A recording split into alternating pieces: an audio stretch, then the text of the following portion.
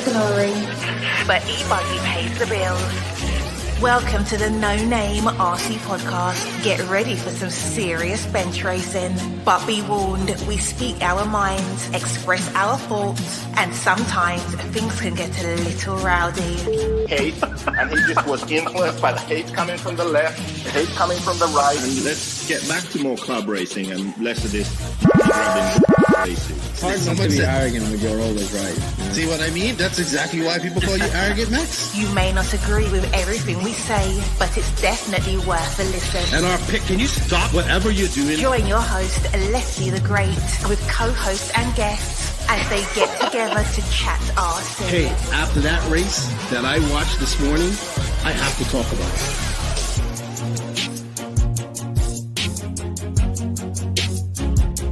There we go. $100 right here, $100 throw. Oh no! I like this.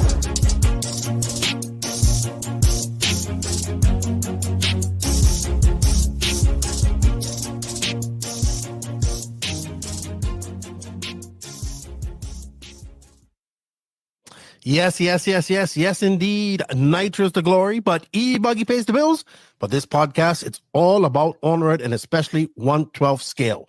Welcome, everybody. I'm your host, Keenan White, a.k.a. Lefty the Great, and welcome to episode number 268 of the No Name RC podcast.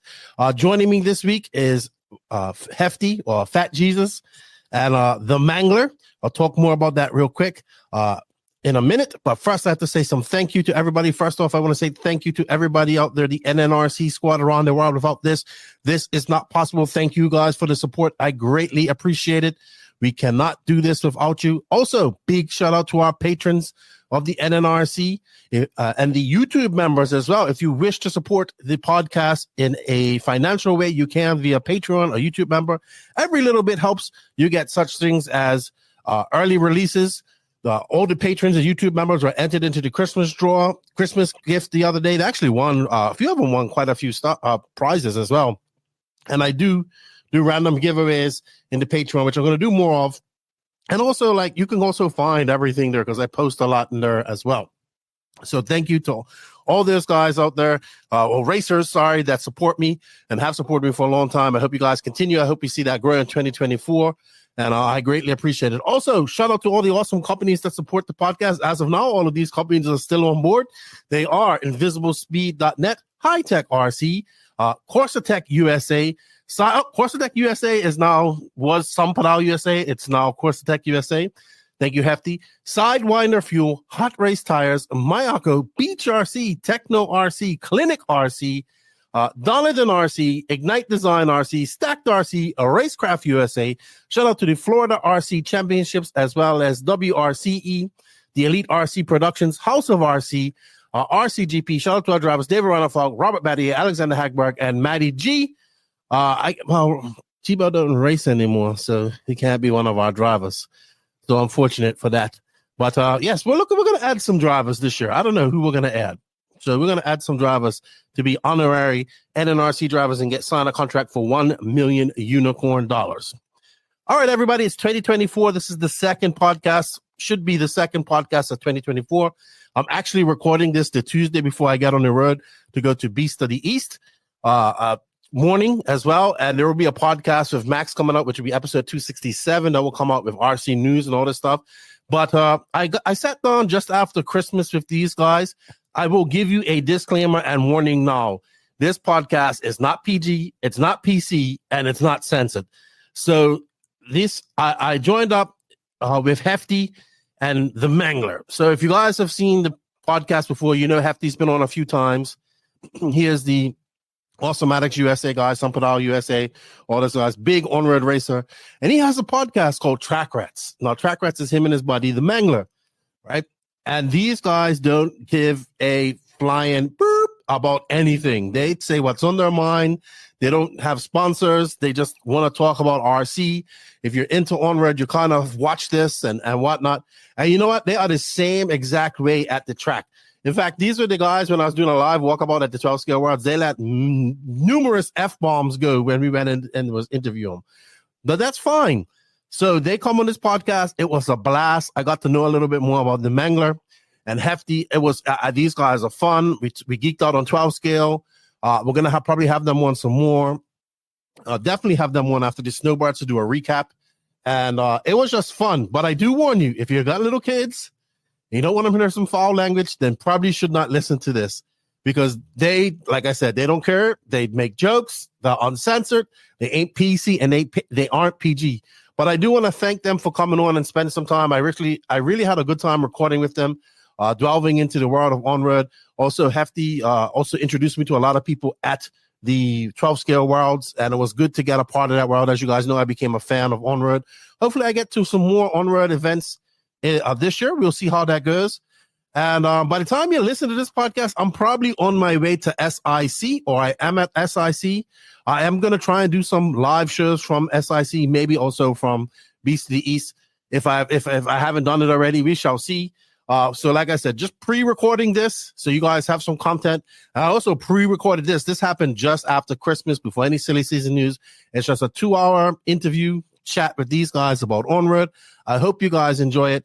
I enjoyed it, and thank you. I kind of didn't want to put any sponsors or anything in this because, you know, these guys get pretty wild. But, you know, this is brought to you by Techno RC, of course, Beach RC, Race Tech Engines, and everybody else out there that supports us. We greatly appreciate it. High Tech RC. And yeah, let's go on because, you know, our main sponsor is Invisible Speed, and they do have something going on. So let's do that. And we'll talk about Invisible Speed. And yeah, if you guys want to, there's affiliate links in the written description below for all of these for Invisible Speed, but there's coupon codes and for some of these companies. I know NNRC, you save 10%. If you don't, I should have said this in my sponsor thing, but I messed up. But if you don't, you know, just say, hey, I heard about this on the No Name RC podcast from Lefty. I greatly appreciate it. It helps us out a lot. But right now, this interview is brought to you by Invisible Speed. Stop scrolling, you nerd.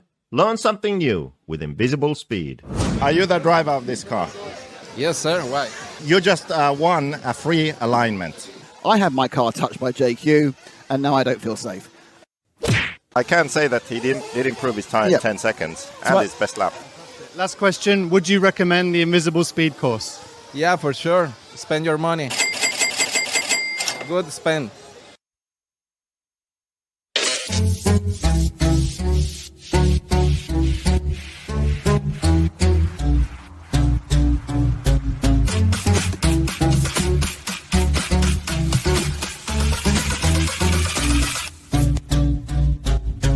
If you want to learn more and make your speed visible, stop scrolling. So joining me this week is, if you guys don't know who they are the Track Rats. We have Fat Jesus, Hefty Jesus. I don't know what to call you anymore.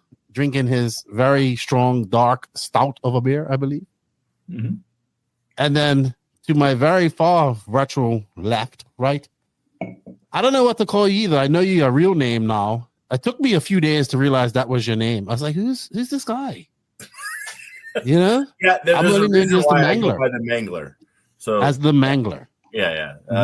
It's a little easier, a little bit more anonymous for the internet. When you have a name which you can Google, and the only person shows up in the world is you kind of want to keep a low profile internet when you have, you know, jobs that rely upon secrecy and not being at least out there and searchable. So you have a job?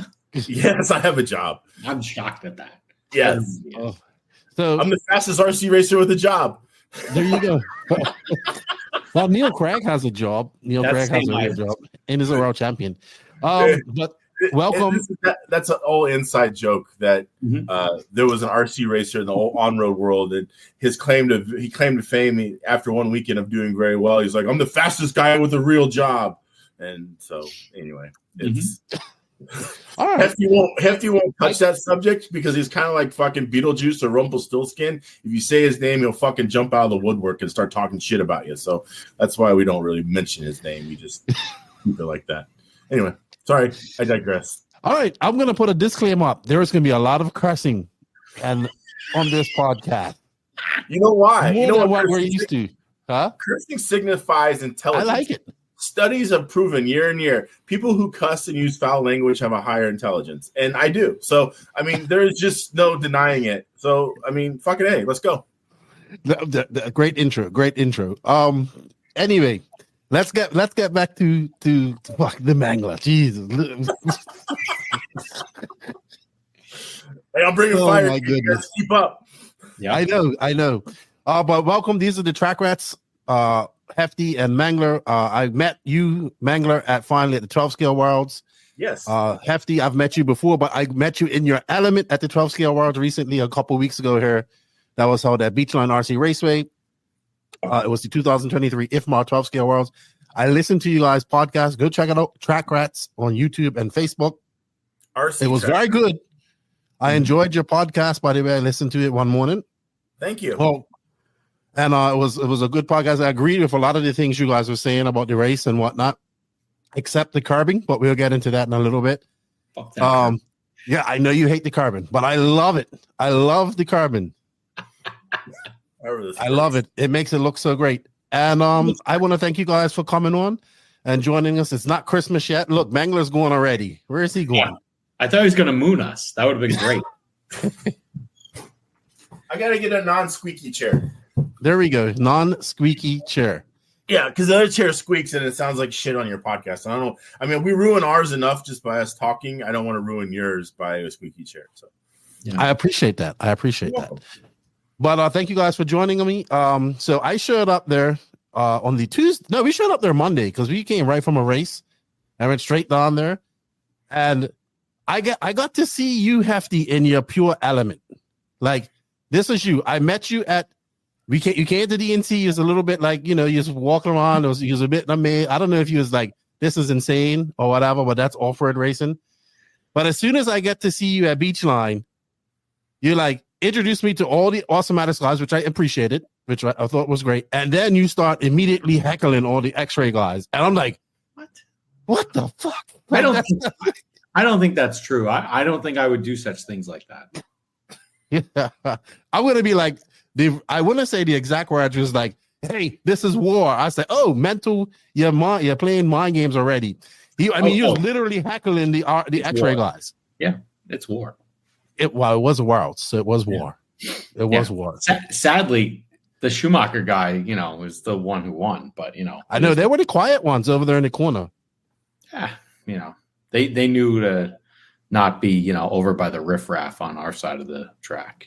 Well, which is funny because that's where they were for the off-road race over in that corner. Yeah, whoever's the primary sponsor of the event gets that area, and so they were. For the off-road race, Schumacher was the big sponsor. For this race, it was Awesomatics. Okay. But you got prime real estate too. You was pretty decent where you guys were, except that you had to sit on a stool for the entire week. I was fine with that. All right. That was horrible. That was the worst thing ever. That's why I have my own chair there, because I refuse to sit on one of those stools, especially for a week. I mean, I can imagine. Not built for fucking stools. Neither am I. Yeah. And most chairs have a capacity of maybe 4 to 5 months before they're broken and destroyed.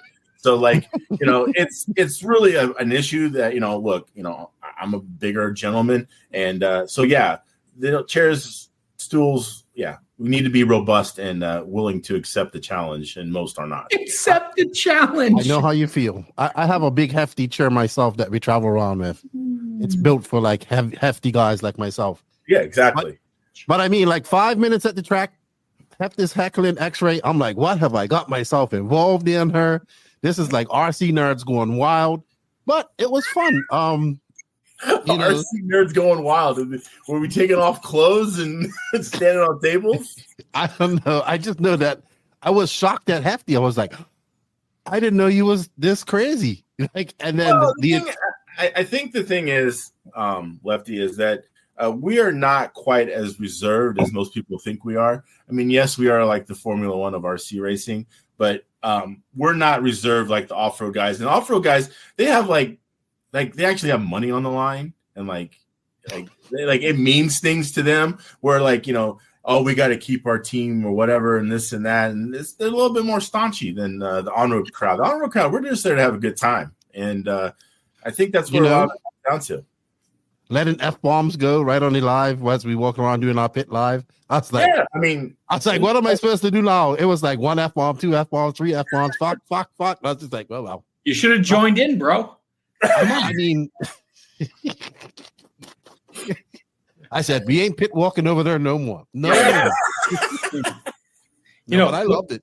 Whenever I have to give up driving because my driving, like whenever the Mangler starts beating me on the regular, which hasn't happened yet, but whenever that happens, I'll give up driving. And then I'll probably try to get into the sort of, either race announce or media side of the house too. And it's going to be bad, but it'll be great. It'll be entertaining. That's for sure. Yeah. Well, I guess I want to start. Obviously, Hefty, you've been on the podcast before. Mangler, you've been around for a long time. Like my buddy Gene knew you, and he was living he grew up in Indiana, in Minneapolis, I guess. And he was like, I think that guy used to come into my hobby shop back in the day. So you've been around for quite a long time. Tell us a little bit about yourself. Yeah. I mean, I'm how old are you when you're in the 5th grade? Well, I'm 45. Yeah, but when you're in the 5th grade. I don't do all that stuff. I grew up in a British system. I don't even know what 5th grade is. Probably like 6 + 5, let's say 10, 11. Okay. All right. So I've been probably doing this for around 37 years.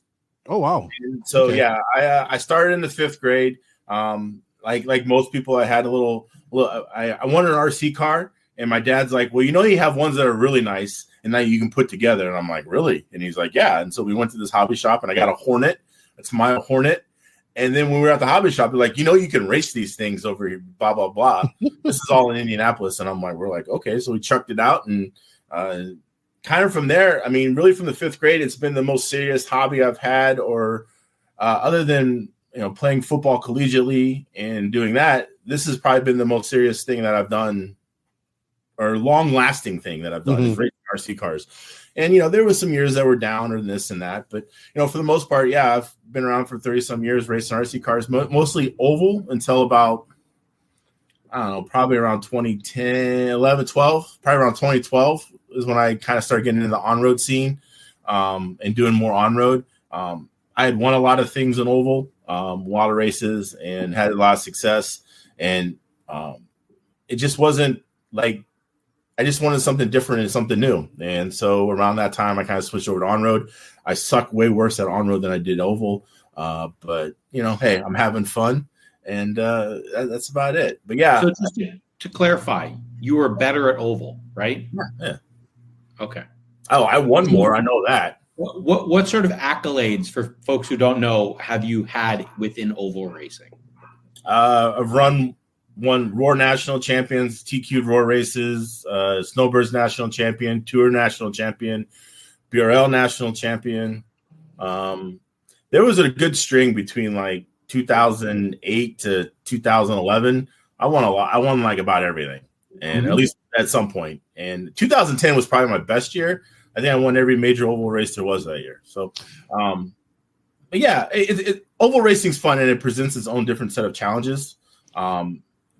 But on road, I like, just as much, and it has its own set of challenges, and that's what I get out of RC racing. I get the self challenge. I mean, I don't necessarily do it to, yes, I want to beat Hefty, and but that's not really saying a lot in the end of the day.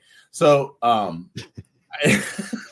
yeah, I like the challenge that RC brings me personally, because if it wasn't this, it would be like golf or something where that, you can go out to the golf course and you can sit there and hit shitty shot after shitty shot after shitty shot. And then you hit one great one. And then like, all right, now you're all back in. Now you're all about golf again.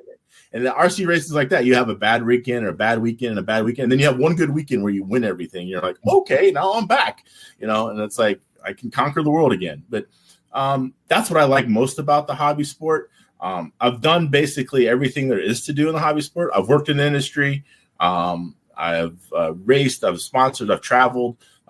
The Worlds for me this year was like my last bucket list item to do. And that was to race in a world championship. And that was your first Worlds ever? First Worlds ever. Okay. They don't really have Worlds for oval, considering it's a bunch of rednecks doing redneck shit. So, it is what it is. So, it was my first Worlds, and, I had a lot of fun. So I have a question about oval. Was you doing like the outdoor banked oval stuff or carpet oval when we talk about all. If you ran in a left-hand turn, I did it. Okay. Yeah, it's I've done dirt oval, I've done carpet oval, I've done the old like the velodrome style ovals that you saw back in the day with the Reedy race. I did all that. My first main at ever big event was at the Indianapolis Velodrome, probably 93, 4, whatever. And it was only 10 cars, and it was like what we call 27 turn stock back then. And, the field was like 60, 70 people deep just on that side. And on the stock side, that was. And yeah, I made my first major race main at a velodrome, which is really not a lot of driving skill, but mostly just like this, right? Oh, it is that. I mean, the track is 1,100 feet, and one lap is 1,100 feet. So we were doing like in 4 minutes, we were doing like 18 laps. But did you go up to that track up in North Carolina called King? That it used to, yeah, I heard a lot about that. And Wiffle Bowl or something like that, another oval track. Yeah, so I've been to almost everywhere. So like in 92, that was my first national for Roar. And so 92 paved nats was at King, North Carolina. And I ran there. I finished, I think, in the M or N main and 6L stock. and it went to like doubles. Like that's the only race I remember that went to doubles. Like AA mains and all that type of stuff? Yeah. Really? They went to the alphabet. They went to doubles. That's crazy. That was the race that I saw. It was pretty impressive that Joel Johnson, Kent Clausen, and Chris Dosick were running 12 scale mod oval. And like those guys were running like this. And this is when they were running 5 minutes. So they ran like this for about 4 minutes. And then it was Dosick and Johnson, and about 30 seconds to go, Dosick pulls it and almost laps the entire field in the last 30 seconds. What? We'll talk about some cheater-ass batteries. Oh, my God. It was impressive. And, I ran at Whip. So Mike Boylan, who runs the Snowbirds now, used to have a paved track here in the Tampa area. And so in the morning, we ran at Whippoorwill. And that afternoon, we went over to Tampa and ran at Mike Boylan's bank track when he had a bank track here in Tampa area. So, about the only track that I haven't raced on, or two major tracks I haven't raced on, would be Dominguez Hills, the velodrome out there, and then K&N. I never made it to K&N. Okay. And I've actually raced at K&N in Connecticut. Yeah. So, I've been. So how'd you meet this guy right here? How'd you meet Hefty? What year was it? We thought it was like 20. I think it's 2011 Snowbirds, because I was probably running a top touring car then. Right. Yeah, you were second year in search race. Yeah, and I have this. We have this big friend who looks like a Sasquatch. His name's Larry, and if you think either of us are savage, get Larry. Yeah, Larry's. Yeah. And so it helps that Larry's like 6'7". So you kind of, when you roll with him, like you feel like you're bulletproof, and that's not good. All right, I'm gonna say not good. Yeah, it was like 2011. So when we were at Snowbirds, they had I was working for BSR Racing Tires at the time, and so there was the BSR pits, and then on the other side, facing us, we were facing each other, was Larry and FJ and a couple other people. And like they first got there, and my friend Dusty Kemp, who does a lot of the artwork for Snowbirds and other RC manufacturers, he was sitting next to me, and they were like, "Sorry, we're going to get a little rowdy around here." And he and I were like, "They don't know us." And like we can get just as rowdy and play in the dirt too. And so it was kind of just like you're cool. Yeah. And so when we met him, he had mutton chops that were like down to here. So it's basically like, take my beard, cut this part off. And that was how his hair was, but it was like huge. It was they were real thick and long, and like you could twist them on the bottom when they got at the time, my ex-wife hated it, so that's probably why I had them. But yeah, it was one of those things. I walked through a store and everybody's like, "Dude, those are awesome." Like every day. It was like, dude, those are so awesome. I wish I could grow chops like that. And then I had a good job, and now I don't have it. So. You know, in your track rats picture, or one of them that you have, I was like, you're standing on the Bermuda flag there. And I was like, well, who from Bermuda is doing these snowbirds? I don't think anybody. Yeah, they just hang all the flags. That's okay. I guarantee you that the guy Boylan and those people, they don't even know what those flags are. Well, Boylan does, because I didn't know that Boylan was the weather dude from Mike's Weather that I watched chase hurricane. He's the drunk donkey. Yeah, he's the drunk donkey. Oh, good Lord. Yeah, that's what a local news person nicknamed. Have you heard about the drunk donkey story? I mean, is it? Does he want this story out on the air? It's out. It was on the TV. It doesn't matter if it's on the air. So here's the story. So there's a hurricane, and it's coming toward like Georgia or South Carolina or somewhere like that. And at this time, Mike is starting to get some cred in the weather world of people who like to chase hurricanes or follow hurricanes or do whatever, right, with hurricanes. And he's starting to get some cred. And he's got maybe 750,000 subscribers at the time or something like that. Maybe he's at 1 million. I don't know. Anyway, but he's got a good following on Facebook. And he's telling people what he thinks. And, he tells everybody, I'm not a meteorologist. I'm just a guy who likes weather and figuring out these maps and showing you what this means and how this all works. And he kind of explains it for, the normal people, like people who live in Florida. And so anyway, he got some of a following. So the weather person in whatever state this was is like, if you need accurate weather information, you need to tune into us and not some drunk donkey on the internet. Oh my gosh. Right? So referring to Mike. And so immediately the opportunist that Mike Boylan is, and God bless him, I mean, that's a great idea. His fan base went after this meteorologist.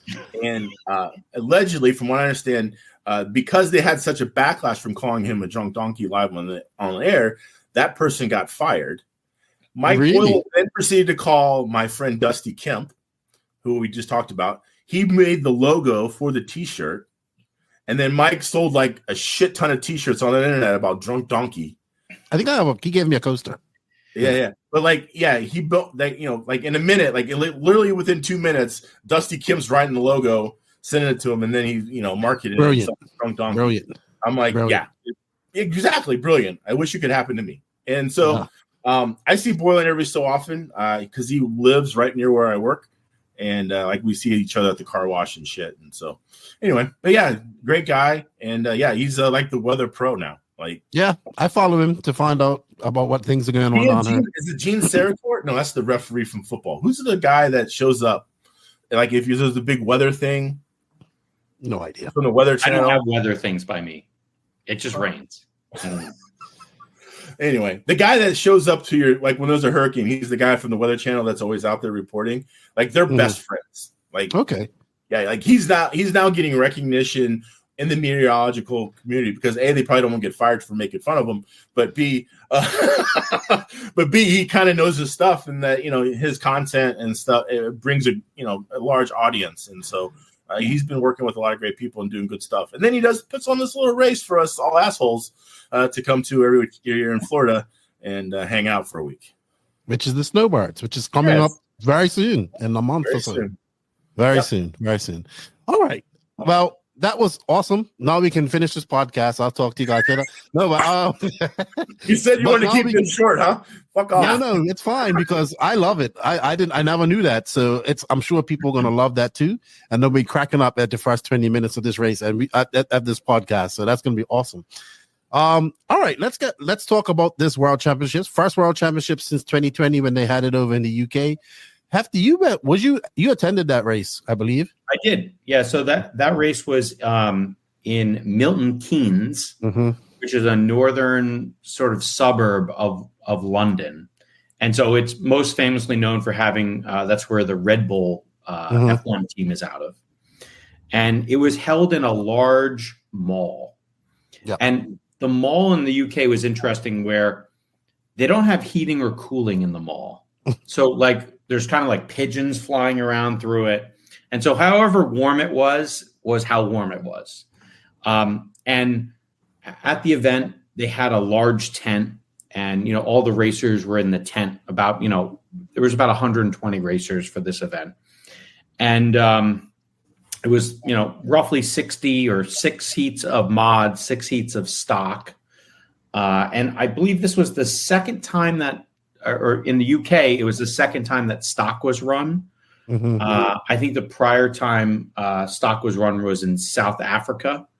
And one of our friends, stock or spec, whatever it is. One of our friends, EJ Evans, had won that race at that event. EJ was good friends with the guy Antonio who put on the event in South Africa. EJ is he was the North American distributor for Top Racing. That's how I got to meet EJ. And he's still the partner behind Solaris Racing Tires. Okay. He's in Northern California. So, and now he's an Automatics driver. Okay. But at the time, he might have been running like X-Ray or something like that. So I don't know. I think I said something like, if you run Automatics, I'll go to that race. And he didn't, so I didn't go. Okay. Now, the South Africa race, was that the one that was indoor asphalt? It was indoor, and I assume carpet, and then they had a touring car at the same event, and that was indoor asphalt. Okay. I believe that's where HagBerg won one of his world championships, I want to say. Yep. Okay. He won All right. Yeah, so that was 2018, and I think that's when HagBerg won his 12 scale world championship. Okay. But I watched the so where they had the race in Milton Keynes, they also have a off-road race which is coming up in March maybe or February too, in the same place. Awesome idea. Yeah. I watched it. There was people lined up watching it. I thought that's a good way to get RC out in front of people. Yeah, it's very interesting, and it's so accessible to the people. I have a really weird story. So I just started dating a woman who had been living previously in the UK and working in the UK. And one of her friends or acquaintances, whatever we want to say, lived in the area. She came to the race somehow out of 120, 30, 40 dudes, found me and introduced herself. It was very weird, but it's just one of those sorts of things. Like, that's how accessible it was. Okay. And if you fast forward to, 3 years later now, we're in Florida in a big metal building next to like a cement factory down the street. So slightly less accessible, unfortunately. Yes, I would agree. Well, I mean, as accessible, just people don't know it's there. I've always contended that porn and RC racing are kind of share the same accommodations, that they're both secluded in a dark area, that no one really knows it's there, but the people who know, and that's where you go to get what you need to get. And so, yeah, it sucks. I wish that we had more races that were in a public eye or in more view, get all these and everybody into the porn, but of RC. And but yeah, it just doesn't quite happen like that. It's always just some weird random place in the middle of nowhere. Nerds in the field. Pretty much. Nerds in the field. From what I hear, it might be nerds in a field in Shanghai in 2 years. So we'll see. That'd be interesting. So is it really a field, or is it going to be like a rice paddy? Oh, wow. Well, no, I mean, that's what they don't have fields there. They have rice fields. I think they have fields, bro. I think they have fields. They play football and stuff like that. Yeah. All right. Mm-hmm. All right. I got to apologize for him. I don't know. I mean, like, if you guys watch Track Rats, you'll know this is just him. This is just him. It's not. Look, we don't offend. We are very open. We're very. We're just frank, about that. And I'm not the guy. We're just. Here, this is what it is, and like you're the Mangler. Yes, who love us. I mean, we're here, and you have the choice to turn off, and so yeah. And I'm not saying do that now because Hefty needs the money. I mean, that's all. Oh wow, that's not right. So get these used up. So going back to 2020, and that was my second Worlds, but the first ever full scale Worlds that I went to. It was interesting. Basically, and sadly, nothing changed. But I knew what I was getting myself into. When we were at the event, I felt like in 2020 we were constantly just rushed, humping and jumping, just doing whatever you could to get your car ready for the next round. And that year we had 12 heats. This year we had 9 heats. Mm-hmm. So honestly, it was like almost worse than then. It's just that I felt slightly more prepared because I knew what was going to happen. Mm-hmm. The other thing was based upon the fact that we were released on the same carpet that I've been racing on for the last few years, although it's changed. Every track you go to, there's a different version, or there's more grip or less grip, whatever it is. In general, I thought I knew what I would basically be doing with the car. And we had such a big team of people there in 2023 with the Awesomatics car. It was, I'm not going to say it was easy, but it was a lot less difficult than it was when I went in 2020, and I was running a Roche car then. And that was actually the race where the Awesomatics car debuted, and some of my Roche drivers ran the Awesomatics car instead. Okay. But so, if you think about it, the car's come a long way from, being a car with, random parts that never made the light of production, to now something that 3 years later had double TQs. And if it wasn't for maybe some bad luck, could have had 2 world championships, but at least got 1 world championship. Yeah, so, which was good. I speaking of Max, it was like him and I kind of hit it off right off the bat, and he was a great dude, lots of emotion. I liked him. I enjoyed my conversations with him, and congratulations to him. But I was, for me, this is my first ever exposure to anything really on a competitive level of On-Road, especially 12 scale. Seen it, read about it in the magazine, seen it on video, but to actually be there and witness it was amazing. I think the one thing I would say I was watching this back class, which was fast, and they were able to come off that straightaway and go around that corner, and they were pretty fast. You didn't hear them put on the brakes or nothing, but man, when them mod cars came flying on that straightaway and they hit that corner, you could hear them like just reaching for traction and the brakes on, and I'm like, I would have ran straight into the wall. Like, I wouldn't even have turned. I'd have rode my car off the first lap. I know that. That's how fast they were. Let's talk about that, though, the track and the facility. I thought the track was pretty huge. I think a lot of guys told me that normal 12 scale was like 3/4 of that. That track was about a normal size 12 scale track. So I don't know the rough dimensions. I want to say it was probably like 120 by 60 feet, which is much bigger than most tracks.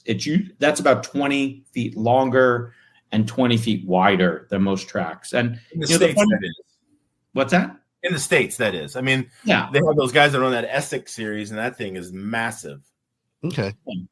But like I remember, running 12 scale way back in the 90s, and often because the cars are so small, we've run them on real small tracks. Okay. And mind you, in the 90s they're really damn slow, and now they're super fast. But 12 scales on such a big track is kind of an odd thing to be doing. And so I think for a lot of people, it was like, a real change for them. And, within the 12 scale community, 2 weeks prior, you had 3 options. You could go to Thanksgiving. That's what I did. You could go to the warm-up race in Florida. That's what Mangler did. Or you can go to the U.S. Indoor Champs, which is the race, favorite, or like known as Cleveland. I think it was the 43rd running of Cleveland. And, so different people decided to go to different events. And some people, didn't go to either. So, I think it was interesting to kind of see the outcomes. Yeah. Because at that event, Sam Isaacs won 12 scale. Yep. And Hiver won 12 won touring car. Second? Remember. Let me go look on AwesomaticSUSA.com. Let's go look at the race report. Yeah, there you go. For a second. What did you think of the track, Mangler? I thought it was great. I know Robbie and his team, I think they did a great job of hosting the event. Yes. The place was in the best shape it could be in. I feel everything was cleaned up. Everything looked nice. The layout I thought was good. The bigger track didn't really bother me at all. I thought it was fun. I didn't have an issue with that. I kind of enjoyed it really. Because I couldn't have told by your face at the race. So yeah, there's like this one that the Mangler that you're talking to now, who's all jovial and full of insight. Not at the track. At the track, I'm kind of heads down, elbows up, just working. Yes. Right. And so, and that's just kind of the way I am. I'm like, I'm gonna look. I've already mentioned before. I'm not the fastest guy there, but I'll be damned if I'm not going to work hard and put the effort in to be fast. So, anyway, but no, I love the track. It was I thought the layout was great. I liked the curbs. I didn't have a problem with them.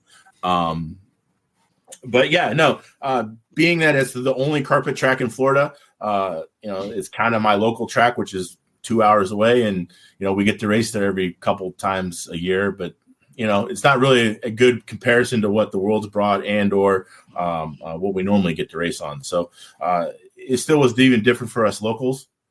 But yeah, it was a good race, and I enjoyed it. The track. It was great. No complaints from me. Yeah. Now he, on the other hand, does not like the carbing. And I love it. How do I do that? So there's been other tracks that have had this curbs, and like I've said things like, "Hey, you put that stuff down. I'm not sponsoring your race again." Things like that. So I didn't know that they were going to have these curbs. So that on me. Why don't you like them? They had them at the warm up, bro. Like I understand they had them at the warm up. I didn't know ahead of time. Wouldn't that be ahead of time since it was 2 weeks prior to the race? Listen, Mangler. Don't be different, all right. And what I don't like about them is generally it causes your car to spin out if you touch them. Okay. Would you like another type of curbing? Well, I don't know if every type of curbing does it, but these curbs, they're like marketed as like drift curbs. They come out of, I'm guessing, Japan or somewhere in Asia, and I just don't like them. There's a few tracks that have had them. My former home track, 360 V2, had them. I hate them there. And one of my favorite tracks in Ohio, which is now being run by Wayne Gerber and his son, Travis Gerber, they've had it in the past, and I hate them there too. And they weren't there in 2023 because of how bad they were in 2022. I think some of it too is that 12 scale cars these days don't have any type of differential. Everything's locked, thanks to this asshole. And so there's no give. You get the rear tire on it, it's just gonna spin you out because there's just no differential to catch you or anything like that. It's just a solid rear axle. And that's just the way 12 scale has evolved over the last, say, 5 years. And so the curbs plus running spools essentially makes it a little bit more challenging. I just took it as like, look, just don't get on him and do better. He can't do that. So I saw a picture of Reinhardt. He had both wheels up on that thing, that one coming off the straightaway. And he has way more talent. Reinhardt. Yeah, dude. He's got more talent than all three of us together. Oh, I know that. I know that. Yeah. He's amazing. I know that. He is amazing. He was a bit cold at first when I first met him. He was very I was trying to talk to him a little bit, and I was like, I want to get you on the podcast. And then yes, he was very German. That's what he was. I mean that like in the best way I think of it. Yeah. Yes. And then eventually he warmed up, after he kind of realized he is definitely super talented. Him and Orlowski provided some great battle. Him and Kemp provided some great battles for us as well throughout the week. Me, myself, I thought the track was cool. I thought the carbing was great. I love carbing. I wish we had more. I'm a big proponent of concrete carbing in off-road tracks, but we're talking about off-road, right? And I think it makes the track better. Just like a pen spring for suspension. I know that. Yeah. I know that. Yeah, you guys got 20 millimeters of travel. Yeah, I'm fine with that. I think it makes for better racing. I thought it made the track look better. So you don't want any type of carbing, but I did see you like some 3D carbing, 3D printed carbing. I like some curbing. It's more about what happens when you drive over it. Right. That's all. Okay. All right. Back in the day, I used to have my own track back when I used to live in Cincinnati. And at the time, Losi had these little dots that they would make. And they weren't very tall. And if you use enough Velcro, they wouldn't move around. And you could just Velcro them to the track. And those things were amazing. You could drive a 12 scale over them. When you drove a touring car over, it sounded like you hit the rumble strips on a highway, but they didn't do anything weird. They were great. And obviously you can't get them anymore because Losi doesn't make anything good anymore. But I'm just kidding. I don't even know what the fuck they make. I'm just they make a dirt bike. That's all I know. As for the facility, excuse me, Tater Run. Tater Run. Yes, Tater's TLR. So they do okay. They're all right. Never mind. Well, they're TLR. That's TLR part of it now. That's like Losi's the Funster part. Yes. This is like the AMG to Mercedes kind of bullshit. I guess. Yeah. Okay. So TLR is the racing side. Losi is the licensed fun side of it. I feel like it's more like Fiat and Ferrari.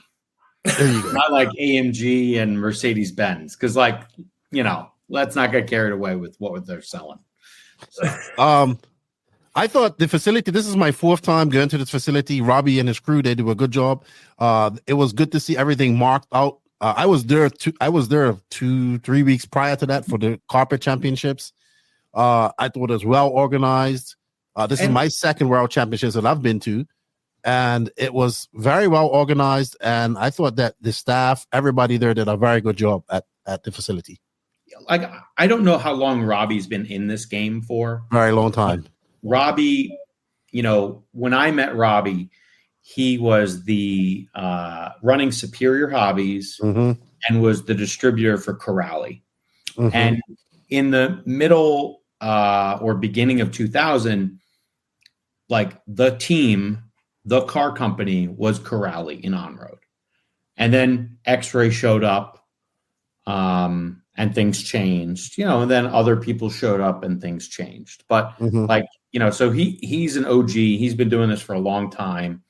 Another guy in his team, TJ Bradley, he's been at this for a long time. And so, so he has a good collection of people that have a lot of experience and along with some new blood, which is also needed because like Danny Chavez, he's the guy between the Florida carpet, he's probably one of the main guys behind the Florida Carpet Championships. He works with Robbie. Then you have Ramos, who does the track builds. And then the other volunteers that they have working there, they have a great club racing scene. It's a great facility. It's a great track. And I've enjoyed all my visits there. I enjoyed racing there a few weeks ago as well in 21.5. So it's an awesome place to go to and race. And 21.5. I forgot to follow up with that. I saw that you were racing. I finished 2nd in the B main, I think. Nice. No, I wanted to make the A main, but the guys were fast.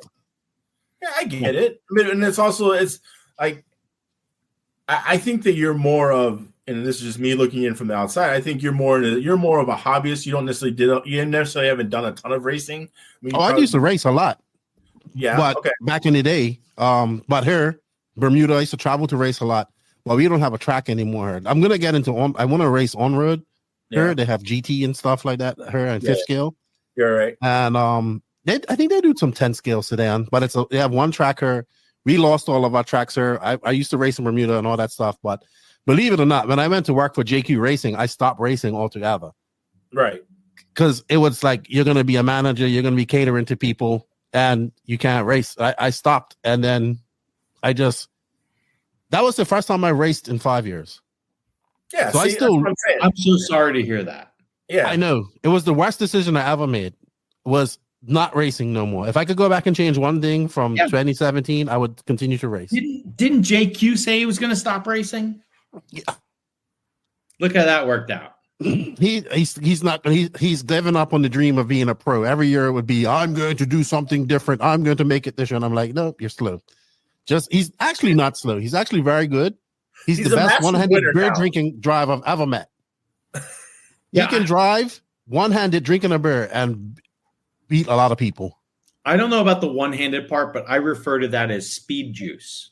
It works. He can drive. He's got big. He's a tall guy, so he's got big hands, and he can wheel, and he can drink a beer, and he can do two things at once apparently.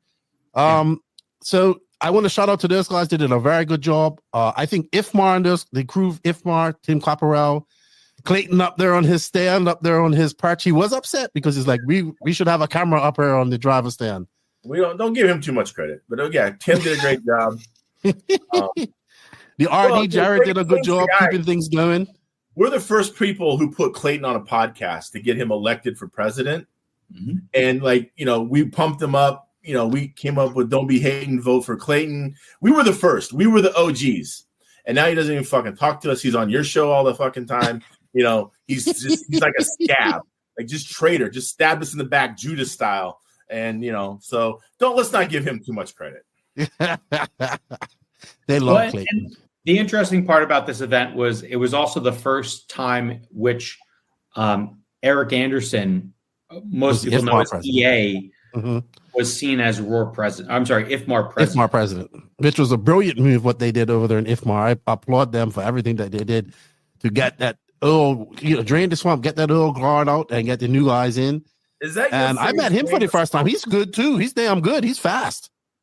Yeah. EA's all right. He's okay for a slow old hillbilly. He's fine. Let's not get his head any bigger, okay? And he's won some national championships, right? Oh, he's won a lot of shit. Okay, so he used to run oval too. So that's how he knows how to cheat, because all the oval guys are good cheaters. Look at him. So this is how naive I am, right? My buddy Peter, he messages me and he goes, "Oh man, you're over there with ONROAD royalty," and I'm like, "Okay, yeah, I know HagBerg. Him and I are friends. We've talked. First time I ever met HagBerg, by the way. But we've been friends for a while. Mark Reinhardt, and then I'm thinking like, well, I'm seeing Orlowski before and whatnot, but then I got to meet guys like Sam Isaacs and Donnie Leah and these guys and other guys that were very fast in there, and I was like, yeah, these guys. So at first I was like, yeah, I hang around with these big offer guys. This is not a big deal, but then I kind of was like, well, this is the same but different. Like same emotions. Everybody wants to win. These guys are good in their genre of RC. It's just probably not as, and this is no disrespect. At one point, it probably was huge, but it's not as big as offer it is at the moment, right? But still, the same adrenaline, the same emotions, everything's exists. And I think after day 2, I was like, oh, okay, I like this. I'm not saying I didn't like it before, but I became a fan. I was like, well, this is racing. RC racing. These guys are serious, and we're gonna have fun. But just like you sort of became a fan of non-modified, you're calling it spec mod. I don't know about that, but you've started becoming a fan of non-modified racing in off-road, and because honestly, there's nothing I can say about the skill that Mark and Orlowski and Kemp and Donnie and Sam and Alex and whatever these guys they have. Jan, very impressive. All right. But I'm always impressed by him. He's good at like everything. The challenge though is like, there's only so many of those. And so, I looked to 2020, I qualified, I think 12th in spec. And this year I qualified 20th in spec. And with less people. Yeah, less people, but it was a deeper field. Yes, very deep field. And very deep field.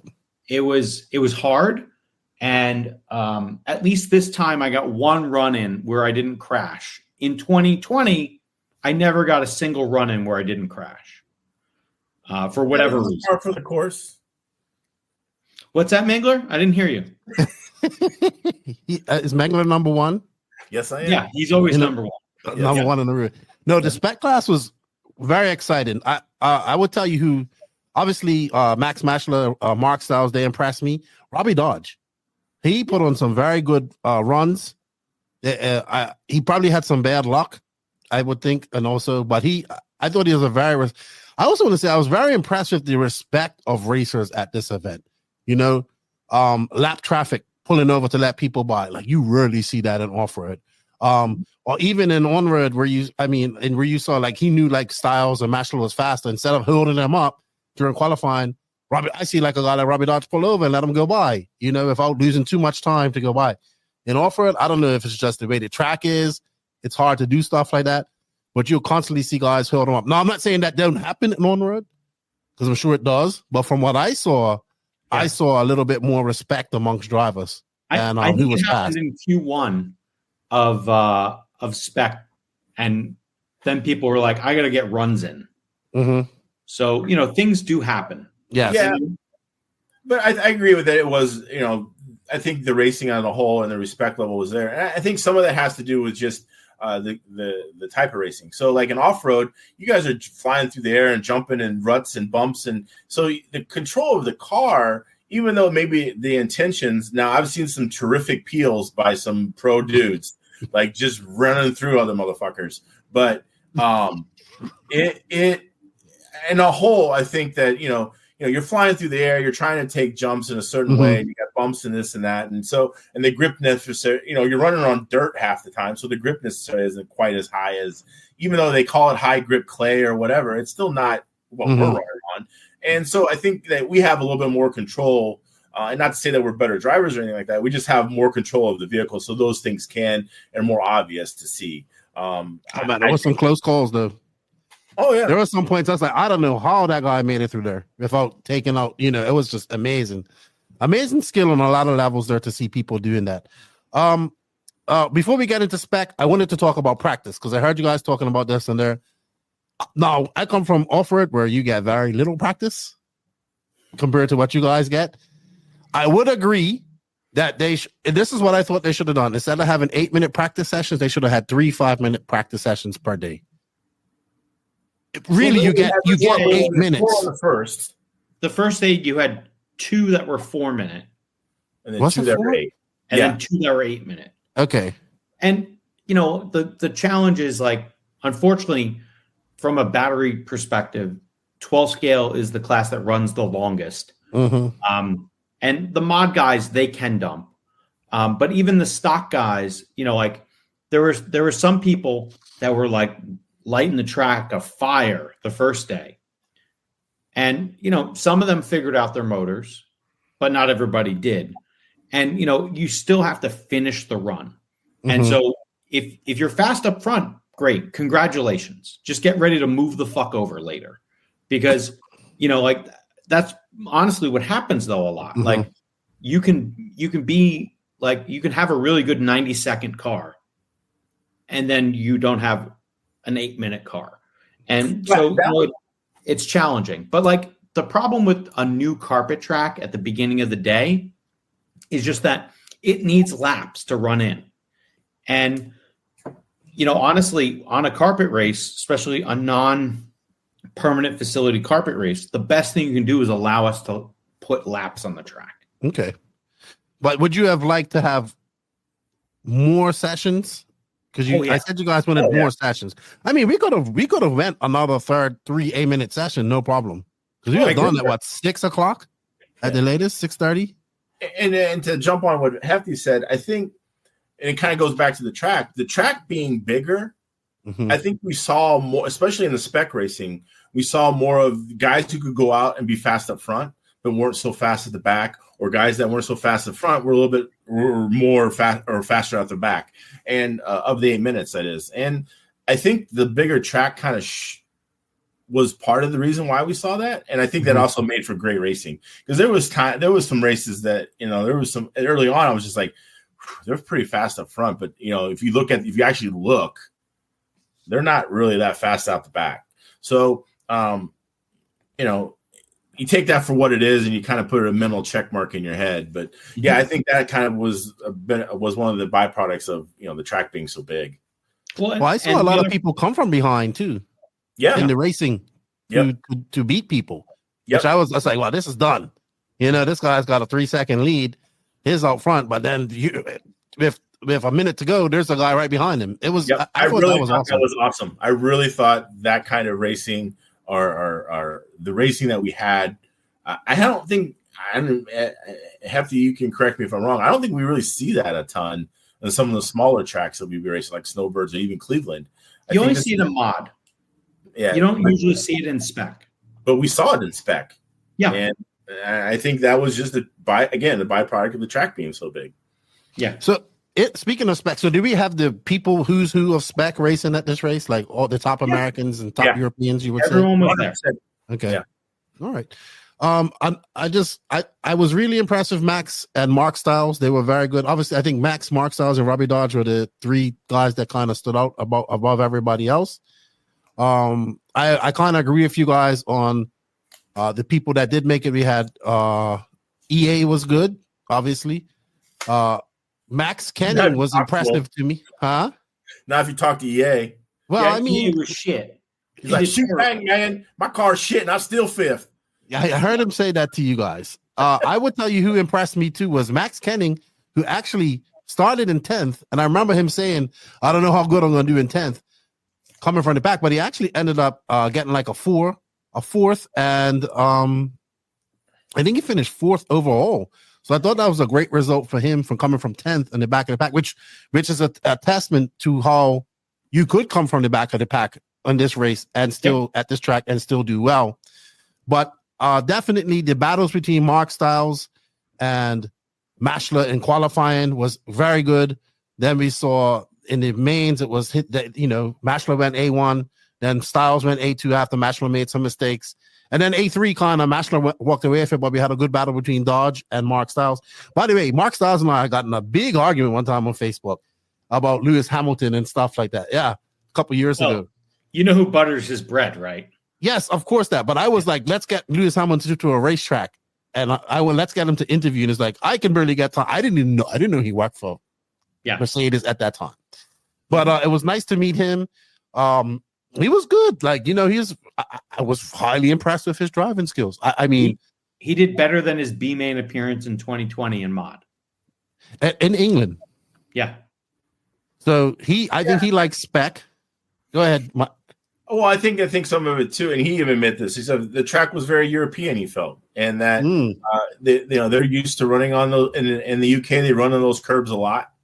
They're on a lot of their tracks, but not to say his car wasn't good, and he didn't. Yeah. He drove excellent. I mean, hats off to Mark. I mean, I thought he put a tremendous performance in. The funny part is, all the UK guys were like, "This is high grip," and all the US guys were like, "This is the worst grip ever." Yeah. So. It's just like a dichotomy of what your expectations are and then what you're getting. Well, I also talked to Mark too, and he's like the awesome, and he feels, and obviously he might be a little biased, and we are probably somewhat too, but he was like, the Awesome Maddox 12 scale is made for this carpet, like hands down. That's where this car excels. That it is hands down better on this carpet than probably everything else. And I know Orlowski won, mod. But overall, I think that I don't necessarily disagree with his opinion, but I also agree with it too. And that, look, the carpet in this car are a very good combination. Mm-hmm. Yeah. Mm-hmm. And I would say, the biggest disappointment was probably not having the spec champion from last year there and not racing. Andy. What was his name? Andy, the Schumacher guy. He was there. He was there, but he didn't race. Yeah, he was a mechanic. Yeah. And I talked to him.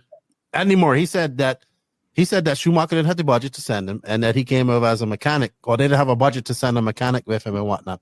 Which that's another thing I was surprised at, is that mechanics for these guys, right? Because I mean, I'm used to mechanics in 8 scale nitro racing, because you got a pit and it is a lot of work, right? Not saying that 12 scale isn't, but guys have full on mechanics, like the gentleman that was helping out Max. John Rayfield. Yeah.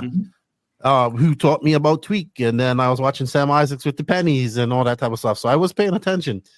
But I think Mashler was really good. I love that he showed emotion, right? He came off there, he was crying, he was emotional, he was very happy. I think he enjoyed himself. He was on the road for a very long time, 5 weeks, he said he was on the road for. And I think he was rewarded, and I think he was the fastest guy all week and should have won that. Yeah. No doubt about it. He put a huge investment in. Like, EA had a race, and some of the UK guys came over. Like Ollie Payne came over for EA's warm-up race. This was at like end of August, early September. He had put down new carpet at his track, which is Apex Raceway in Murfreesboro, Tennessee. And so, like, a lot of people had put time and investment into this. And clearly, like the guys within Automatics and the guys in Schumacher, they spent a lot of time on this, and it paid off.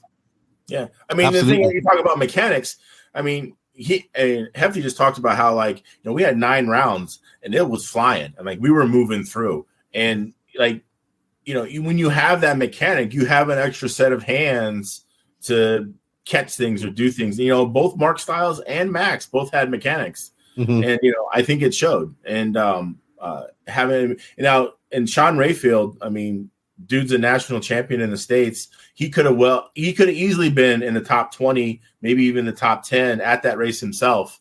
And so he is definitely no slouch. And when you get somebody like that really knows the 812 and can do everything you need to do, I mean, it's a rest. I mean, I wish I could get Sean to work on my shit. I mean, that would be like, yes. But would I do much better? Why I was sitting at the end cap where Sean was. Keep an eye, huh? Yeah, I'd be like, hey, can you just check this real quick? Thanks. Oh, so you're fucking cheating. I see how it is. I'm not cheating. I was leveraging the team. There you go. How about you guys racing? So, FJ, you won over Mangler her. No, that didn't happen. Not in Mangler's head. If he realizes the truth, he'll quit. What are you talking about? Mangler had some good runs in his main, though. In his triple mains, he had some good runs. Yeah, I had shit starts, man. I kept trying not to run over dudes, and I ended up getting screwed. Like, I just need to peel people off the start. That's all you need to do. Well, I don't know what it was, but Dager was parking in the front, and then Hingelfeld. I was trying not to run over Hingelfeld, and I just ended up getting screwed up every time. But whatever. Yeah. Did you have 2 cars like Hefty? Qualifying's more important. Is that something that's super popular, having 2 cars to during practice and whatnot? In 12 scales, do they do it in touring car as well? Well, normally the problem is at this type of event, there's so little practice that you want to put down as many cars as you can just to like understand which direction should you go in. Okay. Well, I always told you car number 2 was better for you. It always was. I swear to God, every time. No, it wasn't. That's fake news. I totally would switch cars, and like every time, car 2 was always faster. I'm like, this is stupid, but all right, whatever. Let's wrap up on spec. Who impressed you? Who kind of didn't impress you? Who was you expecting to be fast that wasn't up there in spec? So I would say probably everyone I thought would make the main made the main. Okay, all right, who could make the main made the main. Yes, yeah, and so and I'm not looking at the results in front of me, but like if I just think about who was in the B main, there was no one who I was like, how the hell were they there? All right. Okay. Even though some of the guys struggled, like EA thought his car was terrible. Another guy, Joe Trandell, thought his car was terrible. They still made the mains. And it's kind of what I expected. Okay. Did I hope to do better myself? Sure. But the reality was I still beat this guy, and that's good enough. I mean, that's goal number 1, right? Yeah. Goal number 1 for you to beat him or him to beat you. Mangler, you're going quiet. It's a fun competition, but the reality is like, we've been doing some of this stuff together for a long time now, and I'm honestly, and this is where the Academy Awards come in. I'm just happy that Mangler's back racing again, because there was a little bit of time where he stopped, and whatever was the cause, I'm not going to say it was the beatdowns by me or whatever it was. I'm just happy he's back at it. There you go. That's good. That's good, man. Good to have you back, Mangler. Yeah, well, sometimes you got to take a break. I agree. I'm gonna after I finish recording with you guys, I'm taking a break. Yeah, for Christmas. Oh yeah. No, so we're just your content filler while you take a break over Christmas. Yeah, he's going to put us on pause for a minute and then just play this stuff next week. Yeah, probably. No, it'll probably come up next week. But here's a podcast for you that I recorded 3 weeks ago.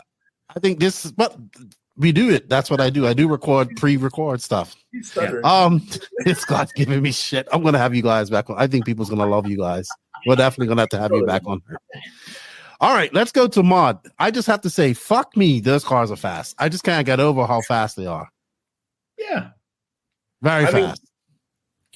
correct me if you think I'm wrong, but honestly, probably in the world, if you could get every 12 scale person to run mod, right, that could do it, there's probably less than 30 people who could do it at the level that those guys that were in the top 5 or top 10 at the Worlds this year. Yeah, I would agree with that. I think it's literally probably some of the hardest form of RC racing there is. Now, I'm sure your 8 scale off-road buddies are going to be like, well, no, we run for a fucking hour and we jumping through airs. Like, yes, that is hard too. But I think that some of this is I remember growing up, everyone was like, how do you get better at racing? Or how do you get better at driving? Or how do you get better at this? And everybody, inevitably, it was always go run 12 scale. Go run 12 scale. Dude, the stuff I saw what these guys do was happen in like a blink of an eye. Yeah. You know, I'm like, how did he not crash? And or this stuff, like it was definitely, I think somebody said this is the class where you're most in sync with your car, or the most raw feeling of being with your car. And I can agree with that. But what I saw like Reinhardt and Orlowski do and Camp and these guys and all these guys in that top echelon of mod do within a blink of, without even like, I couldn't even have thought of that to do it. They were able to do it naturally. Like it's extremely fast. And to see it in person was highly impressive. Like I can see why Orlowski's really good at carpet racing and pretty much every class that he runs, because that class is very hard. It's so, you have to be so fast. Your reactions have to be so fast. You have to not even think about it. It just has to be natural. It's fucking impressive, man. Yeah. It is very impressive. And that speed at 8 minutes. Mm-hmm. You know, I think now look, I'm sure if you gave Mayfield a shit ton of tires in a 12 scale in a year, yeah, he's going to be fast. Mm-hmm. I'm not saying that won't happen. Like you give anybody the time and the energy to be, any off-road racer, 8 scale off-roader that is in the top right now, you give them the time, yeah, they're going to be fast at 12 scale eventually. It's kind of like that whole 10,000 hours thing that we've heard about. Mm-hmm. And so, but the fact is that I think right now, if you put, people actually actively race 12 scale, there's probably 30 people that could actually do it in the world. Yeah, I could understand that. At mod, you mean at the mod level? Yeah. Okay. Yeah. I have to say that we had exciting qualifying. It went right down to the wire. We saw Mark Reinhardt take 2 runs. We saw Orlowski take 2 runs. Then we saw Kemp. I'll not forget, in the last run, he got up to that lead, and I heard you, don't back down.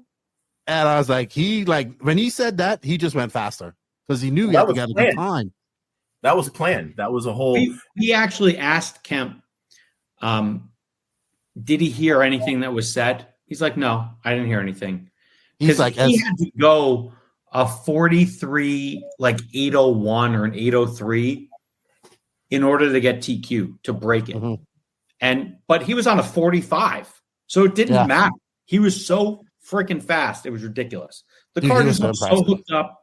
He looked so in the groove. It was as good as it could be at that moment. He was, and he had zero emotions.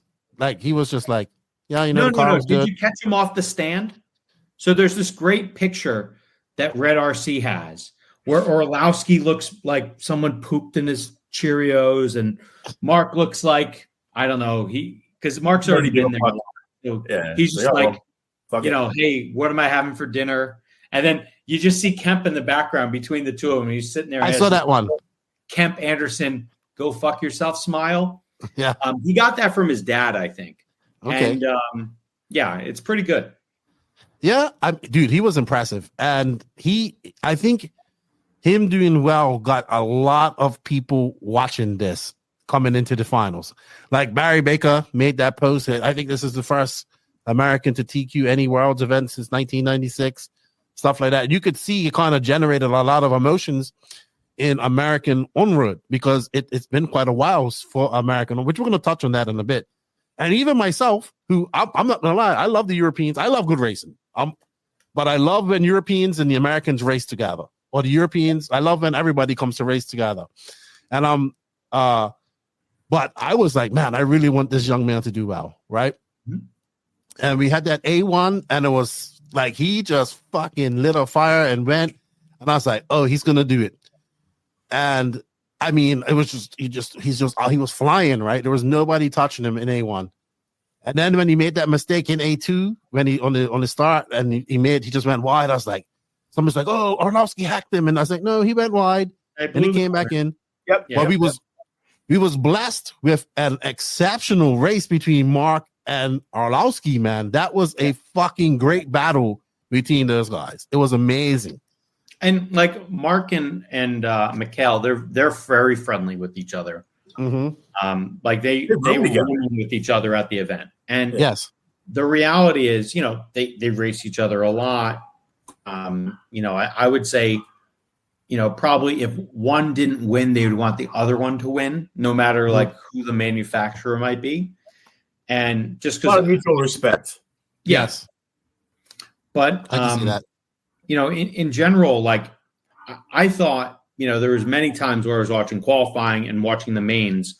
And just so you know, like I was marshalling in the main because there's a weird thing where EA can't watch Kemp run his race. Tell me about that. Anyway, it's like there's just like he needs like a witch doctor or something to like, you know, get rid of whatever's going on with that. I think he watches the feed or watches scoring. He doesn't even watch the track. Yeah, right. He won't watch the track.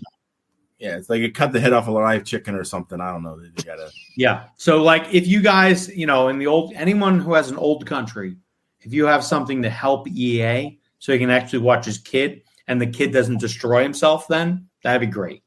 Yeah, so I was sitting there and like, you know, having to marshal, you know, extra races, but you know, it's fine, whatever. And, you know, so I got to see the racing as close as you can get. And there were definitely times where I was like, Mark should have passed this fool multiple times. Mm-hmm. And he just didn't. You know, he was like, it's an 8-minute race, you know, so realistically, you have a long time. But there is the also side of it. Like, there's times where your car comes in and then it kind of like fades out, whether it's the glue level or whatever it is. It's just, it's during the 8-minute run. It's not perfect the entire 8-minute run. It often goes through variations where you're like, what's going on? And now you're in the groove. And then like maybe you're losing. And Hefty froze up. Yeah, this will buy an internet motherfucker.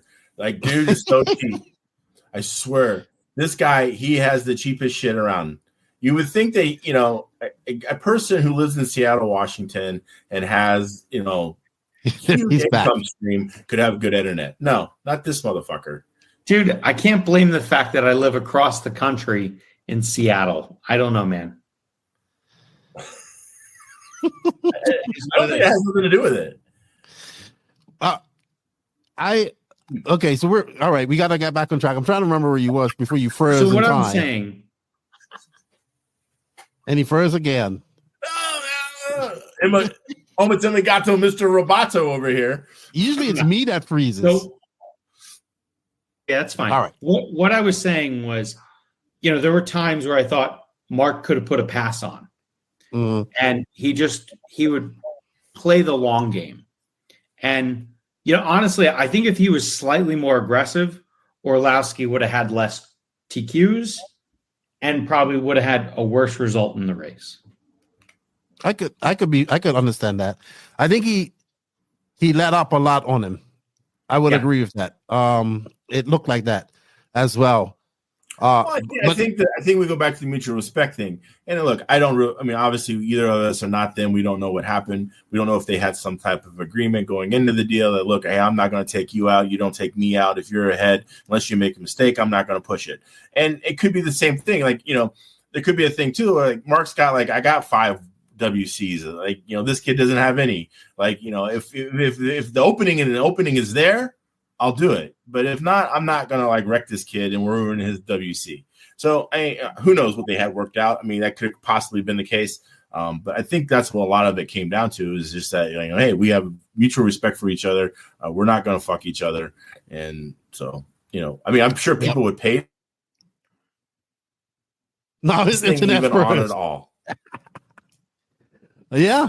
So, no, your internet froze. So must be something going on. So we had a great A2, and I'm all pumped up for A3, right? I'm all pumped up, all pumped up, and I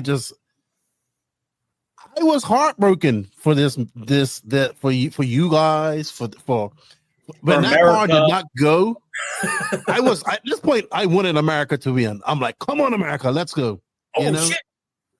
And then when that car did not go, I'm saying when that car did not go, I was just like, what the fuck? Like in my voice, as a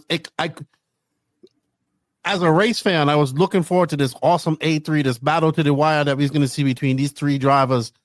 And then his car didn't go. And I was just like, fuck. If I could have said that on the stream, I would have said that. You should have. I probably would not have gotten another job if I'd have said that. Come on. They would have let you back. That guy from Florida loves you. Whatever his name is. Like Hodge or Hogue. What's his name? What's your little buddy? Which one? Florida, that runs the Florida thing? Not Danny, the other one. He's got the series. Oh, you mean Lance? Lance, that guy, yeah. Yeah. He loves Lance you. would not have approved of me saying fuck on live, like on a live stream like that. Mind you. A person who takes your picture with your mouth open, sleeping in a car as much as he does, that's love. He's gonna love that one. Love. Dude, it was so disappointing. And it was like all this cars smashed up behind him, and then Orlowski kind of ran away. I thought for a minute that HagBerg might make a challenge for him, but then Orlowski's like, and he's just like a perfect A3 battle ready for us was just gone. Mm-hmm. And the chat was going and saying, it should be a restart, and it should do this, and I should do that, and it's that hobby ring speedo, and this, and that, and that, and that. It's because they were saying that it has that auto shut off, and you put the brakes on. No. Yeah, because he said it still had power afterwards. And the thing is, when I went on to interview this young man, I'm thinking he's going to be super devastated. Maybe he was very ice cold, but he was just like, yep, it was out of my hands. I couldn't do nothing about it. It still had power. And I was still devastated for him. I was devastated for you because all the adrenaline, if that one thing I say, if I wanted to know where you was at any point throughout that whole weekend, all I had to do was hear you laugh, because that's all I heard was you laughing the entire time. You could hear it throughout the whole stadium. But when they came on to that A final, I know the nerves were kicking in. I know you just won spec as Automatics, a distributor there in USA and all that stuff. Still close to winning that. And I just was just like, wow, that was a very disappointing. Not disappointed for Orlowski. No, that's nothing to do with him. He still won it. But I thought that was just tragic. Very tragic at the end of the day. Yeah. For racing, for Kemp, for America, for Automatics. I'd say that the number one thing out of this is everyone now know who's Kemp Anderson is. Yes, they do. Yes, they do. Yes, they do. I think it kind of goes to the testament of his character. I mean, one of the things that, this is my little soapbox that I'm going to stand on, that one thing you see is like all these guys that have 50% off deals, and they think they're the hero of their local club race. And they make these long posts after every club race on the weekend of how they want to thank all their sponsors and how they did such a great job and how I beat nobody. And yet here we are. But then you have somebody who actually like Kemp, who like it's the world championships and some shit went wrong. And he's just like, look, it's what happened. It's my day. I don't know if you know who Barry Sanders is. Barry Sanders was a football player. Yeah. For the Detroit Lions. And when Barry Sanders scored a touchdown, he gave the ball and he gave it back to the referee because he'd been there before. He scored a touchdown before. It wasn't anything new to him. Right. And I maybe it's the old school in me or whatever that, look, instead of the look at me, it's like, look, I've been there before. And Kemp has a little bit of that in him where it's like, look, I necessarily haven't been here before in this situation, but I'm going to handle it like I have, or handle it like, a professional, I should say. And that, look, it wasn't my day. It wasn't my situation. Something happened that was out of my control. And I think that that's a large testament, not only EA, but Kemp and the whole family of his character. Absolutely. What he brings to RC racing.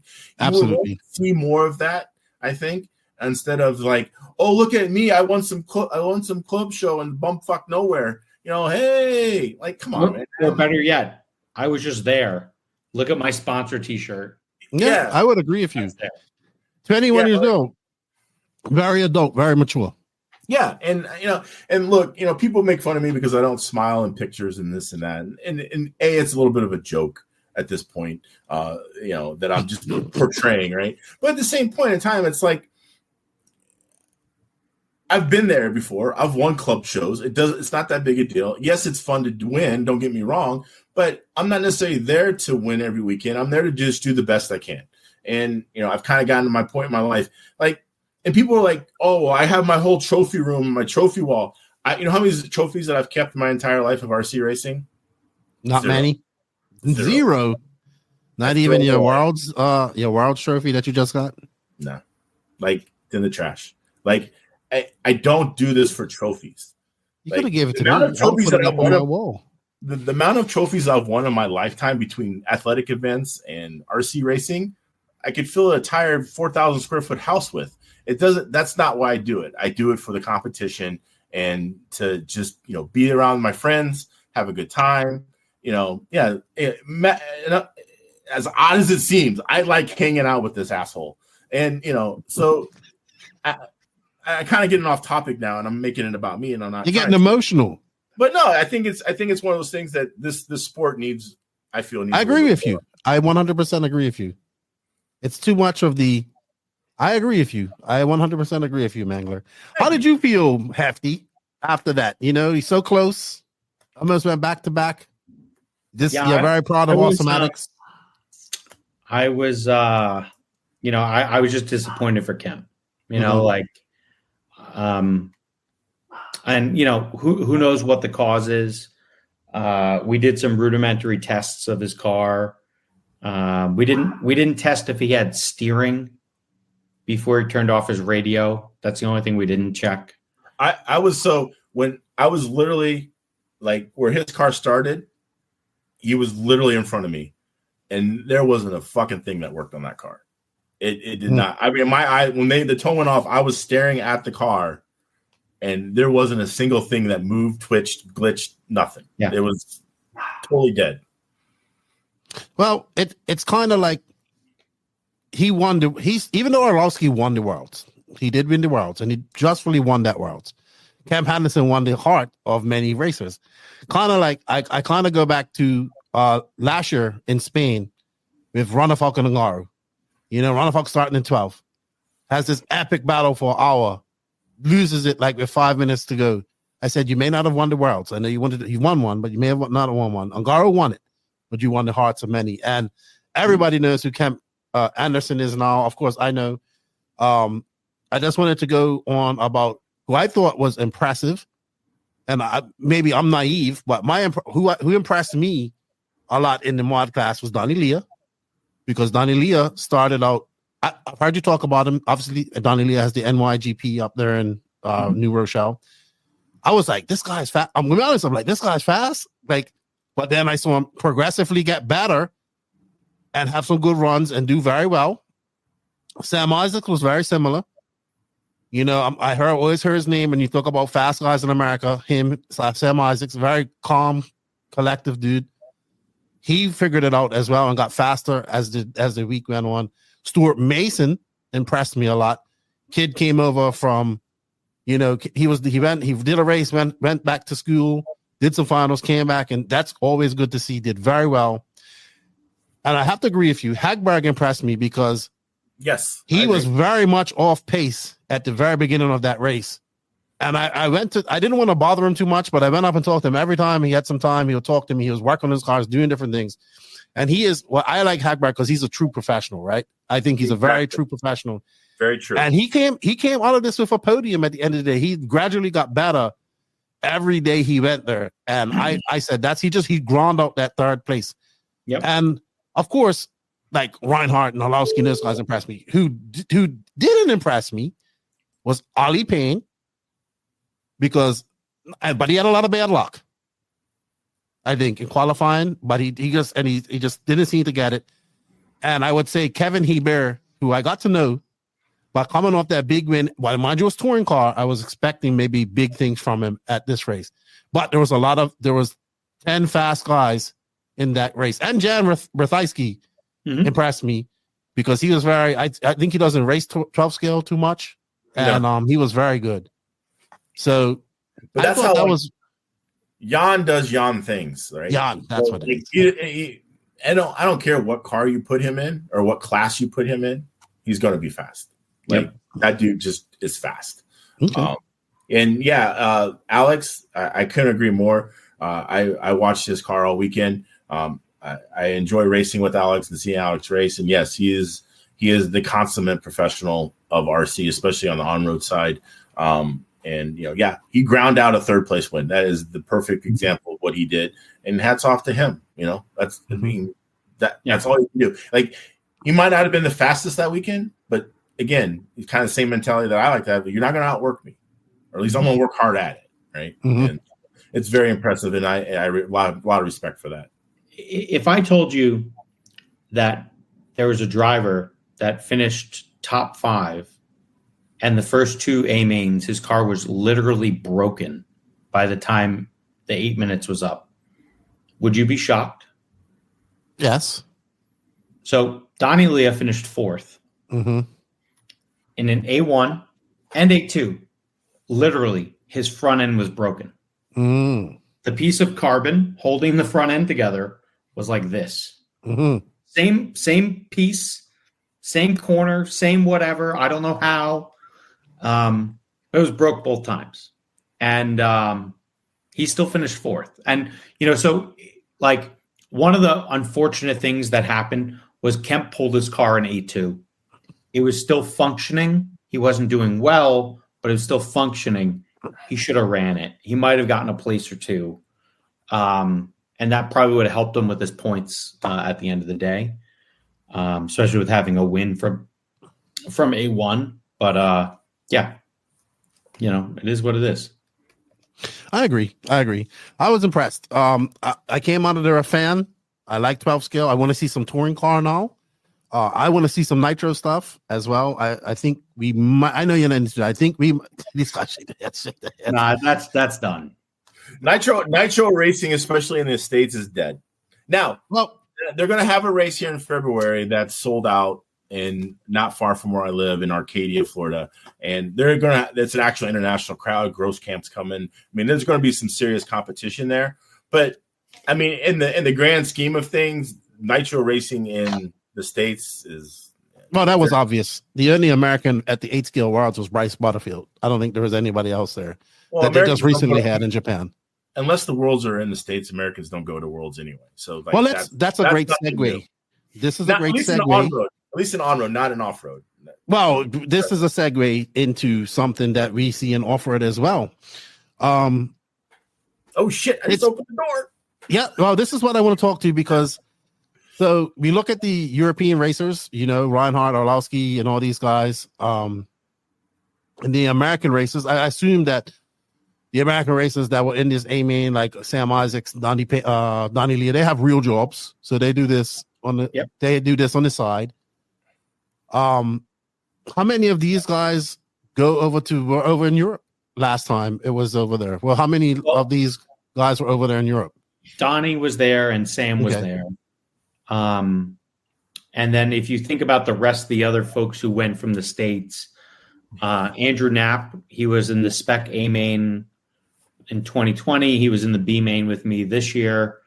Brian Wynn was he didn't show up this year, but he made the main last time. Jeff Dager in Spec made the main last time. He was in the C main this time. Steve Radicke was in the B main. He qualified 11th. He was in the B main with me again this time. I thought he was in the C with me. Oh, maybe he was in the C main. Okay, he was in the C main this time. Yeah. So the attendance is kind of different, and like there's a few folks who were racing more actively in 2020. So like Troy Gubbins and Chris Hillier, they didn't go to the event this year. So there's a variety of folks who did and didn't, and there's folks who were at the back of the field who went to both years. It's like it depends on whatever your time commitments and your sort of right. Because these guys have real jobs. So is there any professional American racers who race for a living in the on-road community, in the electric on-road community?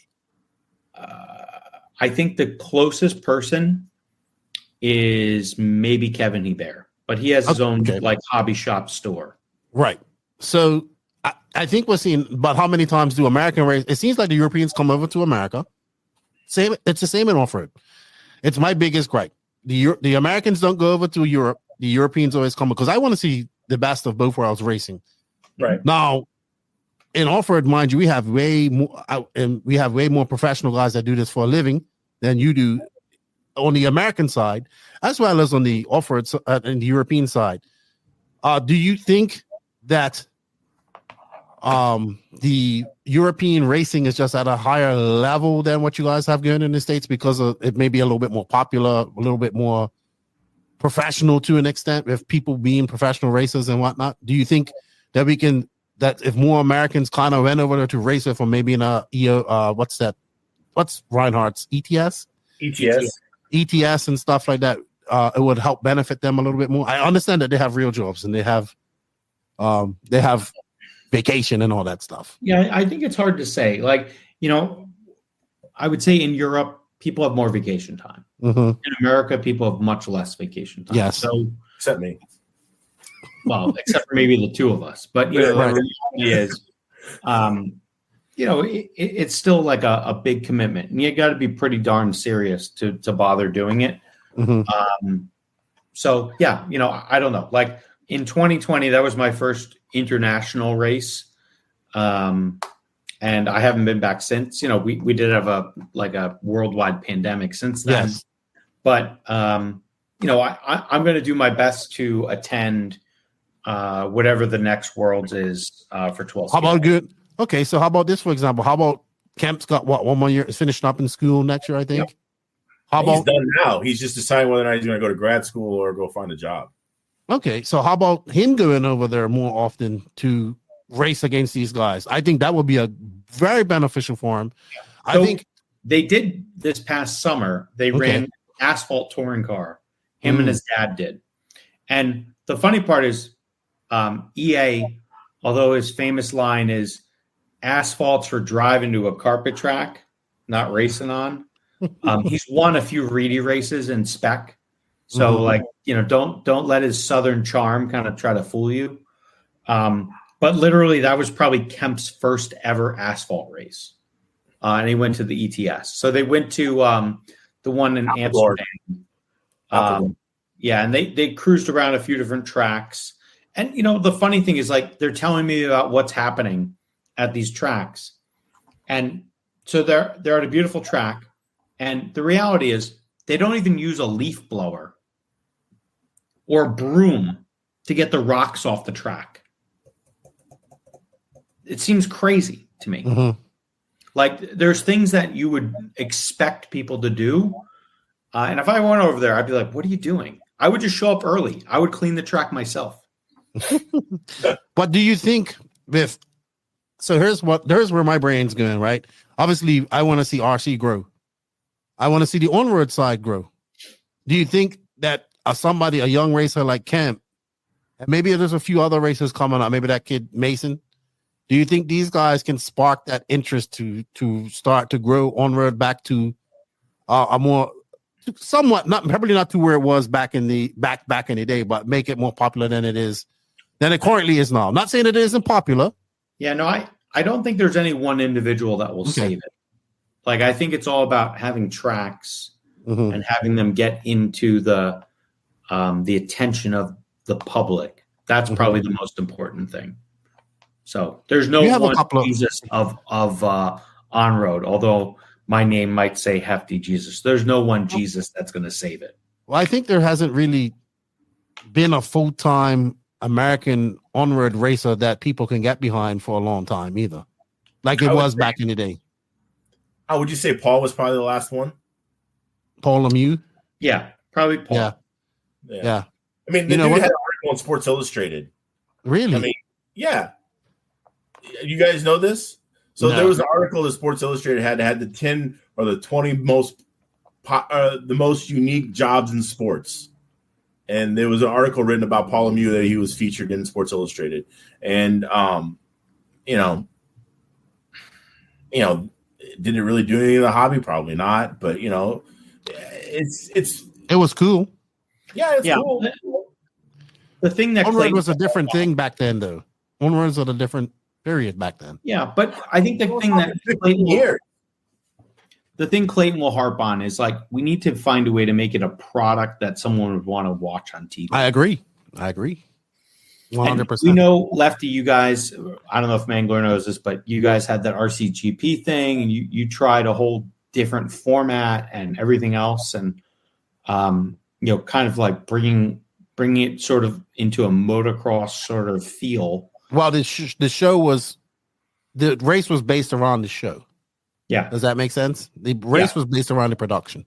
Yeah. And like the thing I remember telling you on the first day or so, I was on the shitter in the morning watching the prior round of whatever it was from the last evening.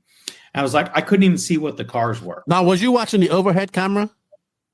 I was watching whatever was on the stream, bro. I don't know. So if you're doing that in the morning, we didn't. I thought about that. So that was in the mornings we didn't do the. No, I was watching evening. Evening, and I feel like after I said something, things changed a bit. Like they got zoomed in a little tighter. But the problem is the cameras are far away. These are by far the smallest cars possible, and it's hard to see them because they move so damn fast. And to me, like there's been a lot of advancement where people try to have their faces next to the names and whatever else. The problem is the guy's face isn't the thing running around the track. Mm-hmm. It's the car that's running around the track. That's a conundrum that we've been trying to figure out as well in off-road. How do you know whose car is who? Yeah, you need to have the car show up, not the person's dumb-looking face when they pop up that box on the video. And it's not their fancy race paint. It's the real hood rat paint that they happen to be running at that minute because it's faster than their fancy race paint. I think they should make a rule where you have to have your race paint. That's stupid. Yeah, that's not good. But that is part of bringing it to the show, right? If you're going to have 5 white cars there, how are you going to know which one? You can't see the numbers. Oh, it's you cannot see the numbers. But if see, this is the thinking that you have to. So here's my rebuttal to the RCGP thing. So RCGP had a media day. Mm-hmm. These companies paid to be a part of that. The media day was the day you go out there, you go on the track, we get footage of your car, you come, we take good pictures, all that type of stuff. Yep. Companies would not come. Yep. They did not come. So what they did the second year that they did it, they said, well, media day is also a practice day. Mm-hmm. So then you got some extra practice. But we have to think bigger. Just like you guys say, okay, yes, the race paint is heavier. But the race paint is what's going to distinguish that car out there so people can know. I think my yellow school bus. Banana peel. Rico banana. No, it's not a banana. It's a yellow school bus. It's a short bus. It's very well known. Yeah, but there's other yellow cars out there. They should have to copyright it for me. If you want to be these bodies, I'm gonna show it up. See, look at that. Yep. That looks cool, right? The one thing I like about these bodies, these ONROAD bodies, is that you can see the whole paint job. If this paint job was on a buggy body, it would not look as great. Yeah. So I know this is Alex's buggy. I knew that Kemp's body was that beautiful turquoise and all that type of stuff. Obviously, I knew the other bodies as the day went by, but if let's say we did do this, would be great. Carpet is the future. So carpet off-road, carpet on-road. We can do this in front of crowd. We can do it in a mall. We can do it in front of people. But then there's that mentality about this is too heavy, has to take a back seat to we need to put on a show. So it comes from both sides. Yeah, but you're not going to get racers to put on a show. They want to race. That's where things have to change. That's where just like you guys dropped that big F-bomb on the live, that was exciting, right? Wow, multiple F-bombs on the walkabout live. That's exciting. We couldn't even know anything about that. No. But that's where we need to build some character to these drivers and build some personality to people, because In the off-road world, everything's dialed. My car is dialed. This is well, you finished 13th. It can't be dialed. Yeah. Or, that guy railroaded you and took you out, but it's okay. It's starting to change. That's why motorsports, sports, all that type of stuff has a following because people get invested in the people. Yeah. Like the Formula One. Formula One's popular in America now. Why? Because of Drive, that Netflix series, because you put people behind the thing. I get that. But the thing is, and I think a lot of times when I see this, when you guys put a camera in somebody's face, they're just like, they got to learn. We did that. For instance, us, people were very shy of us that first day. First couple of days we was going, nobody wanted to come up and get their pictures taken at this race, right? Yes, you got yours done with your dog, obviously. This guy over here definitely didn't want to get his picture taken. No. But you know what happened? Later on in the week, people's like, oh, well, I didn't get my picture. Can I get my picture taken? Mm-hmm. It's a small thing, but it wasn't. And then even when I was walking around, people were a little bit nervous. Like, who's this fat asshole walking around with a microphone, just talking to people? Like, a few people in that genre knew who I was, but not everybody, right? But by the end of the week, people were used to it. They're like, oh, we're going to go over and get our interviews. We're going to come over and do this. And that is kind of how it started. It's starting now in the off-road genre. People know when we're at a race and we're doing coverage, you get your headshots, you come over, you get your interviews, you know that you're going to have, people talking about you on the live stream, stuff like that. Everybody gets the same amount of coverage from start to finish. So I think we should offset it though by having the actual bodies or the car from the event. But I don't think you have cameras and you know which car's which. You should be able to take the feed video and capture the live camera and be like, that's this car. That's that car. It shouldn't be that. What do you mean? So, like, you have cameras. They're going around the track, right? Mm-hmm. So we should be able to tell that this one is car 1 and that one's car 2. Dude, I could not see a freaking number on those cars from that camera. But so maybe something has to change. But, like, had you ever watched hockey when they tried to make hockey where they'd highlight the puck? Yeah, you can never follow that thing. It's a similar problem because the things are so small in the field of vision. Maybe it would be a simple. Maybe this is just me thinking out of turn. So, like, it might delay the program 30 seconds, which I think we can handle. But you have a motion you have a stop camera at the start finish line. We did that. We did that. After you, so I know what you mean. So after I told the guys, let's try and get closer, and then we got that second camera going, and he was right there, kind of where he could.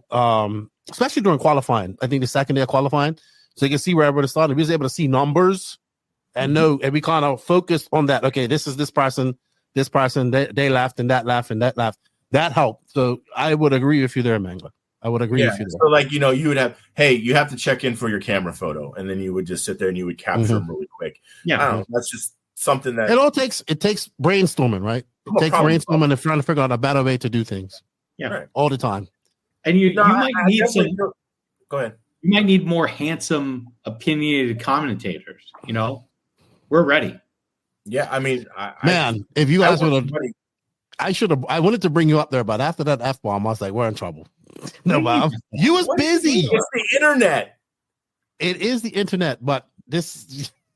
The first people. Internet. The first people. The first thing. But what about the children watching? You just dropped the F-bomb. Children. No, that was. There was one. Parents probably call them more worse shit. It's like that woman in Utah, right? She was like a social media whatever, talking about how to raise their kids. She beat the fuck out of them. Like, look, they might say, "Oh, the children," and back home, Junior's getting an ass whooping. Like, come on, don't tell me that F word is going to. I agree with you. But there's people out there that will say, "Oh, wow, this is still we want to get kids involved, but you're dropping F-bombs on there." This is why this podcast, your podcast, is not for children. You know what every 12-year-old boy loves? Insane Clown Posse, and they say the fuck word every 4 minutes and every 2 seconds, and they're like, "Oh yeah, they say the fuck word." Like, that's why. That's why that band has a following, because 12-year-old boys like to hear the F word. There you go. Look at Hefty put his thumbs up. I mean, it's the truth. You know, because I think I'm not disputing that. I'm not disputing that. Trust me, I've almost let a curse word go while I'm commentating myself. Yeah, and I've had to catch myself. In the grand scheme of things, if you're trying to sell this to wherever, but like not even that. No, I'm gonna take that back, because if you look at some of the highest rated cable TV shows like Street Outlaws and whatever, those dudes are cussing all the time. And they get bleeped out though. They're not live. It's like, but it's like bitch, and they're just going at it, and like, you know, it's way racier than a couple F-bombs here and there. And then, yes, I understand it's pre-recorded and they have time to beep it and all that. But, you know, I can't control what comes out of another driver's mouth. They're welcome to say all the curse words they want. Well, you guys did. A second delay, and you can have a dude sitting there on the button. Just put Paz on the button, man. Just be like, beep, beep, beep, beep, beep. Yeah, but you need another guy on the button. That's the problem. Manpower. Manpower, that's the problem. Manpower is the problem. If you just give me a few words that I can say, and you find a way to bleep them out, I'll come up with new words. Hey, you know what? I thought the funniest thing ever was the F-bombs you guys dropped. I thought it was epic. Well, yeah, I don't care. Go back and watch that part. Can you clip that and just like post it to us, because I want to show my girlfriend too. So I'll get Danny to clip it. I mean, we're fucking funny, dude. I don't know, you are definitely funny. But we are. You are definitely hilarious. I think people are gonna love this podcast. And faster, but yes, we're funny. What surprised me, Hefty, was you, because you're very you are in your element, and you are a heckler at the most. You are funny. No, I'm. I heard that laugh. I heard that laugh from morning to the end of the day. I can't. I just like Hefty's having a blast. Yeah, you just it'll be all quiet, and all you hear is you laughing. Here's the thing: when you don't hear that laugh anymore, it's a problem. I won't be there. Yeah, that's good. That's good. That's what it's about, at having fun at the end of the day. Always pooping. Well, guy. Well, this was. I enjoyed this. I haven't had a. I enjoyed it too. I did too. About time you had the better half on. I mean, you had this dipshit on for I don't know how many times, and it's like, look, the guy, the talent, the real star is here, and you're like, nah. Finally. I'm glad we had you on, Mangler. Thank you. I appreciate it. And you are welcome back anytime you want. Hey, just call me up, kid. I'm here. You know what? Probably after Snowbirds, because I don't think I'm going to be there. And after you guys do, I would love to be there. Back on, we'll cover the birds. There you go. Yeah, and you know what? Go over to Track Rats, check them out. They are just bare bones. You guys don't care about what it looks like, nothing. As long as it sounds good and it goes, and you guys can talk shit. It's like awesome. I think he just told us our podcast sucked, but go watch. No, it's not. It looks like shit. They sound like shit, but go watch them. No, I said the fat guys on TV. They're great. Funny. Oh, jeez. That's okay. You know what? I might not wait a week to put this podcast on. This is too epic. Too much banter going on. I'm gonna have to post this quick. And Lefty, like, you know, I think we can easily get more people out, you know, from the on-road genre. I would like that. And, you know, there's no reason you don't have Kemp Anderson on. He should be on. I would love that. I have somebody ask me about that. With him about like touring car setup things right now as we're doing this. Well, I think if I want to have him on, but I would do it with one of you guys because you know him and he'll open up a little bit more. But I would love to have more on-road people on her. Yeah, I think you should have the Andersons on. It'll probably be your best podcast ever. Well, I need to get EA on anyway to talk about IFMAR. Ours is going to be the best, asshole. Like, duh. Come on. Hold on. What are you doing? Okay. Self-promotion, bitch. Let's go. It's all right. You don't have to always win, all right, Mangler? It's fine. It's just like the race track. This guy's hilarious. I'm a winner. I can't help. Well, you didn't win against Hefty at the 2023 IFMAR World Championships. Did I not win? I think I won. See, he's delusional. It's fine though. It's all right. Oh my gosh, this was epic. I enjoyed this. I really did. No, I had fun time. I really like what you're doing. Hold on. What? Lefty, the real question is, when are you going to come run on road? I would. So, is there a class slower than 13.5? Hell yeah. Oh yeah. What's that? GT12. That's what I need to race. Or VTA. VTA. Like in VTA, peeling people is applauded. Is that the one with like the real looking type of bodies? Yeah, the old school looking cars. Yeah. That's what I want to race. Yeah. That's how so short story, but he won his snowbirds race in VTA, the only time he's ever won snowbirds. And he literally took this kid and just peeled him, like sent him off the track flying for the win. Reverse peeled him on the straightaway. Like it was like, you know what? Poor kid never saw it coming. He just took him out. And like the kid was like 14. And he feels no like, shame about it whatsoever. He's just smiling. None whatsoever. Yep. The most savage thing ever. And that was 10 years ago. I almost think I need to come back and run VTA at this year's Snowbirds. What does VTA run turn wise? 25.5. Ooh, okay. I think I need to come to the Snowbirds some way, somehow. Yeah. Be the first comedian to do it. And the reality is you can cover 2 entire like race events. Yeah, because oval there too. Right. The oval stuff is crazy. Never seen that. Yeah. So that would be interesting too. Yeah, Are you racing oval, Mangler? No, I've kind of retired. I have retired. I haven't unless somebody shows up and says, here's a car, here's the radio, all you have to do is drive it, I might do it. And even then I've already had an offer for this year to just show up and drive. And I said no. So it's just too hard to do both because you're up on weird hours and trying to get sleep and that. It's just difficult. So what classes will you guys run at Snowbirds then? What classes will you both run? Well, I'm going to run 12 scale, 13.5, and 17.5. I may put a GT 12 scale together and run that as well. And the reason why, touring car for you? No, I don't run touring car on carpet. I only run touring car on asphalt. Okay. So, like in 3 weeks, we have the state series in Florida, and I'll run touring car, like mod touring there, and the F-Sarah series. Yeah. That's been going on for 30. So I met Dave Vera too. Nice guy. Yeah, 40 years. Yeah, long time. Years. Yeah. But I do. Go ahead. Sorry. No. I'm done. And you do Hefty? You run in touring car or just 12 scale? I think I'm going to run mod touring, super stock, and stock touring. I might bring a 12 scale. I'll probably have to borrow someone's tire drawer. I don't think I'm bringing a tire drawer. Okay. Well, you know what I want to do when I get back from my trip here in January, because I'm going to 3 races. I would love to get like Camp Anderson, and I would love to have, if I can dedicate a podcast a month to ONROAD, that would be awesome. Because we could get you all the hot on-road guys. But we don't even do it for our own show because we're fucking stupid. Yeah. But we could do it for you. Yeah, be fine. Oh my gosh. Anyway, you guys have a good Christmas. Thank you for coming on. I appreciate it. I had a blast talking to you guys, and I'm pretty sure that everybody's going to want you back on.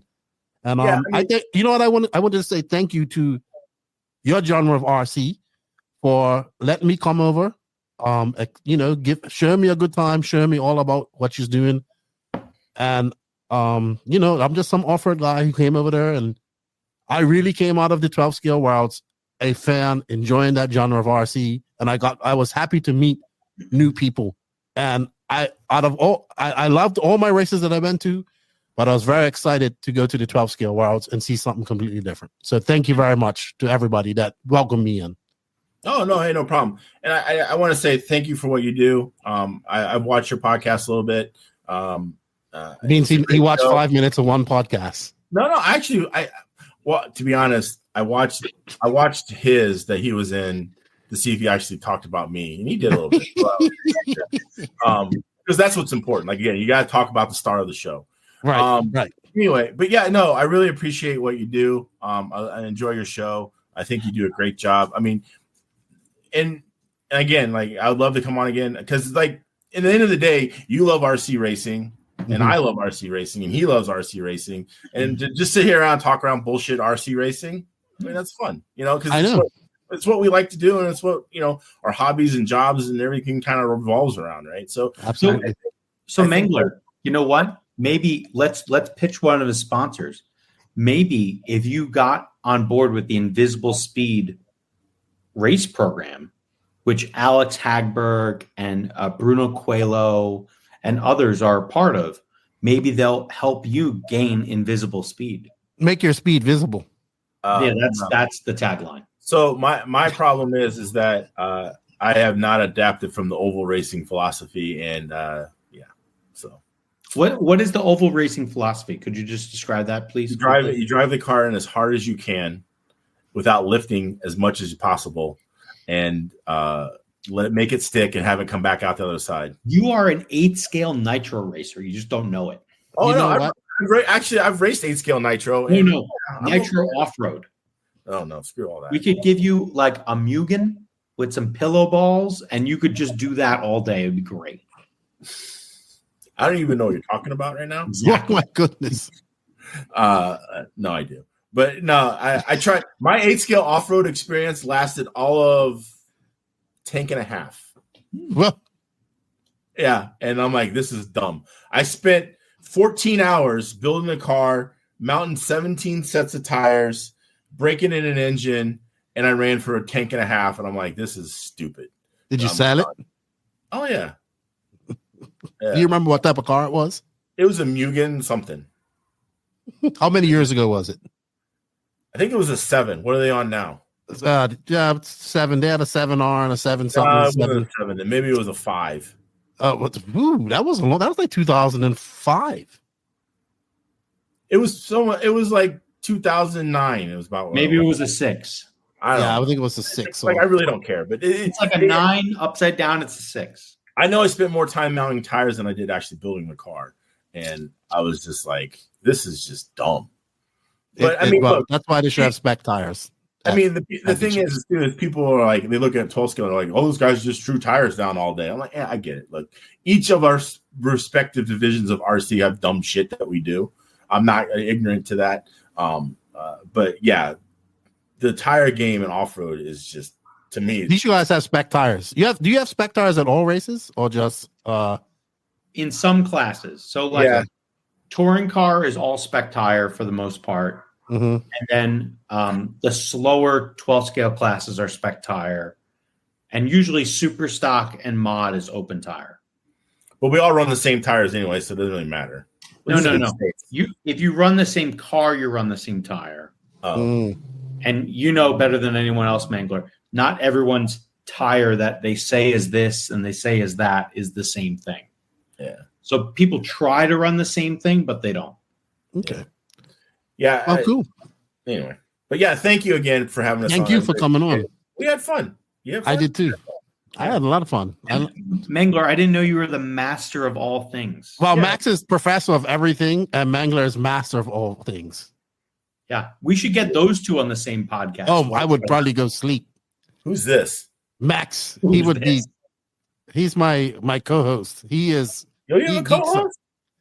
I have a couple co-hosts. He's never watched the show, Lefty. Never. Max, either you love him or hate him, but when he goes to the science mode, I just blank out like this. Yeah. It's like he was my internet. He just was like. He starts getting in science mode, and I just science people. Mode. Yeah, That's he is mode. Where he goes into deep setup thought and starts answering his own questions in his brain verbally. Now, we have people that ask questions, but a lot of people like it. Yeah, I have to have a safe word for him, which is watermelon seeds, and I'm like, all right, watermelon seeds.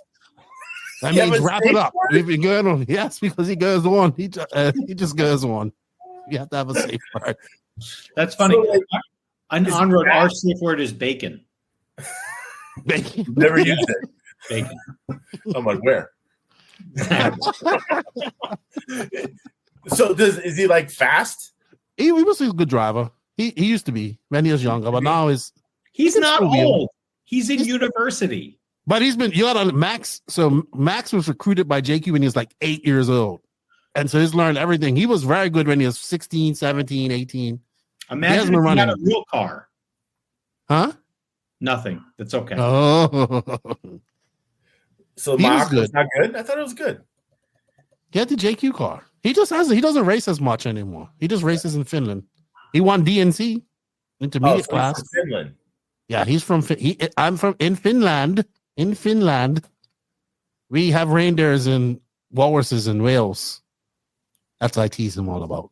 Yeah, they do. That's all they got up there. Yeah, don't know I what watched Frozen. He says, I watched I'm all about it. big narwhal come out of there or something. Yeah. All right, guys.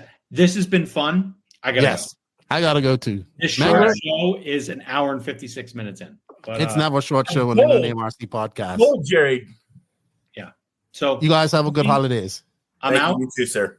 Thank you, everybody. Merry Christmas, Happy Holidays, all that stuff. I hope somebody gets you something you want this Christmas. Okay. Yes. Or whatever it is this holiday season. Absolutely. And you guys, I will see you hopefully at the next one. All right. Yeah. Take care. Bye. Bye-bye. Techno RC. Techno RC is a championship-winning manufacturer of high-performance A-scale, 10-scale, nitro, and electric RC buggies and trucks.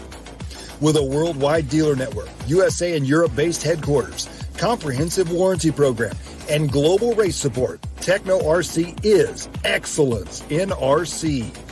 View the full lineup of Techno RC race-proven vehicles by visiting www.technorc.com. All right, everybody. Thank you, Hefty. Thank you, Mangler, for your time. I greatly appreciate it. It was a great chat. I hope you guys enjoyed it as well. Like I said, those guys are not PC and definitely not PG. So, hey, just enjoy it. It's just three dudes sitting off talking about three RC nerds talking about RC racing on the on-road side of things, which is different. And I'm going to be doing some more on-road stuff in 2024 as well. I'm going to try, like I said, I'm going to try to do one a month, get some of the on-road genre in here and talking to them because I am a fan now. With that said, that is the podcast for this week. I hope you guys are enjoying it. I hope you guys aren't enjoying the coverage of SIC where we're at as well. As if I made it there, because anything can happen between now and then. So thank you everybody for the support, the continued support. I greatly appreciate it. This is 2024. We're planning on doing more traveling, more big things as well this year as well, podcast wise. So, I know the travel kind of interrupts the podcast. Maybe we're not going to be doing one every week when I'm traveling. It's going to be hard. I'm going to try and do some when I am on the road, but it is very difficult space-wise. And I like being in my studio doing these type of things. Just makes things a lot comfortable. But we're still going to try to bring the content that you guys deserve. Remember, as I travel, everything gets better. I get to go to these races, be a part of them, see what's going on, learn what's going on, and then come back home and talk about it. So that's the plus side of the travel side of things. So remember that. But with that said, I want to say thank you to all the NNRC squad around the world. We cannot do this without you guys. Thank you for all the support and the NNRC that continues to grow. Thank you to all of the patrons and YouTube members of the No Name RC podcast for all your support financially. If you wish to support the podcast financially, get early release, special episodes and whatnot, more stuff, more content that I have planned this year for the patrons and YouTube members, you can. The links for that in the written description of this podcast. Also, big thanks to all of our companies. If you're a company, you like what we're doing, you want to be a part of what we're doing here at the NNRC, shoot me an email and become a part of it, because we also need companies to help us out. Remember, this is uncensored. This is the real deal Holyfield at the end of the day with the NNRC. So they are Invisible Speed, High Tech RC, Corsa USA, Sidewinder Fuel, Hot Race Tires, Mayako, Beach RC, Techno RC, Clinic RC, Ignite Design RC, Stacked RC, Donovan RC, RaceCraft USA. Shout out to the Florida RC Championships, the Elite RC Productions crew. Shout out to SJ Racing. If you guys want to get some cars built, check him out as well. House of RC, RCGP. Shout out to our drivers, David Runnerfolk, Jared Thibault, Robert Badier, Alexander Hagberg. Well, Matty G, congratulations working for Hobby Wing as well. And we gotta work. We gotta find another driver because Thibault isn't the racing no more. So we gotta find an American driver to take his place. You know what? Who do you guys think should be our 1/8 scale American driver? Let's be realistic. We know Ryan Mayfield isn't going to do it. Well, no, guys. We let's pick somebody that we know that will do it. I like Jonah Wilson. I think I'm going to make him an honorary 1/8 scale NNRC driver. We'll see. I'll talk to him, see what he thinks about that. But it's not really nothing. You just sign a contract for $1 million unicorn dollars, and don't be careful how you spend that. But if you guys wish to support the podcast a little bit further, you can find links for all of these companies in the written description of this podcast. Yes, right down below there's a written description. You can find it all in there on the audio as well as the YouTube podcast. If you are listening to this on audio, come on, skip over to the YouTube side of things. Give us a sub, give us a notification button, hit that notification button, hit a like, leave some comments, share this. Help us get up. We are very close to 5K subs. I want to get there soon. Well, almost at 4,700. So 300 more to go. Actually, we might be over 4,700. I have to go check. But anyway, let's help us get to 5,000. You know, we want to grow RC. I think we're an integral part of growing RC. Help us get to 5K. It's easy. It's just a click, and a click. And remember, we also have affiliate links, coupon codes, and everything else in the written description for these companies as well to save you a little money. Also, we got a little slice of that. That helps us out a lot. Thank you guys for all the support. I hope you guys enjoyed this podcast. With that said, Lefty is out. Nitro's the glory. E-Buggy pays the bills. If you ain't grinding, you're sliding. And I am going to find the outro so fast today. Lefty out.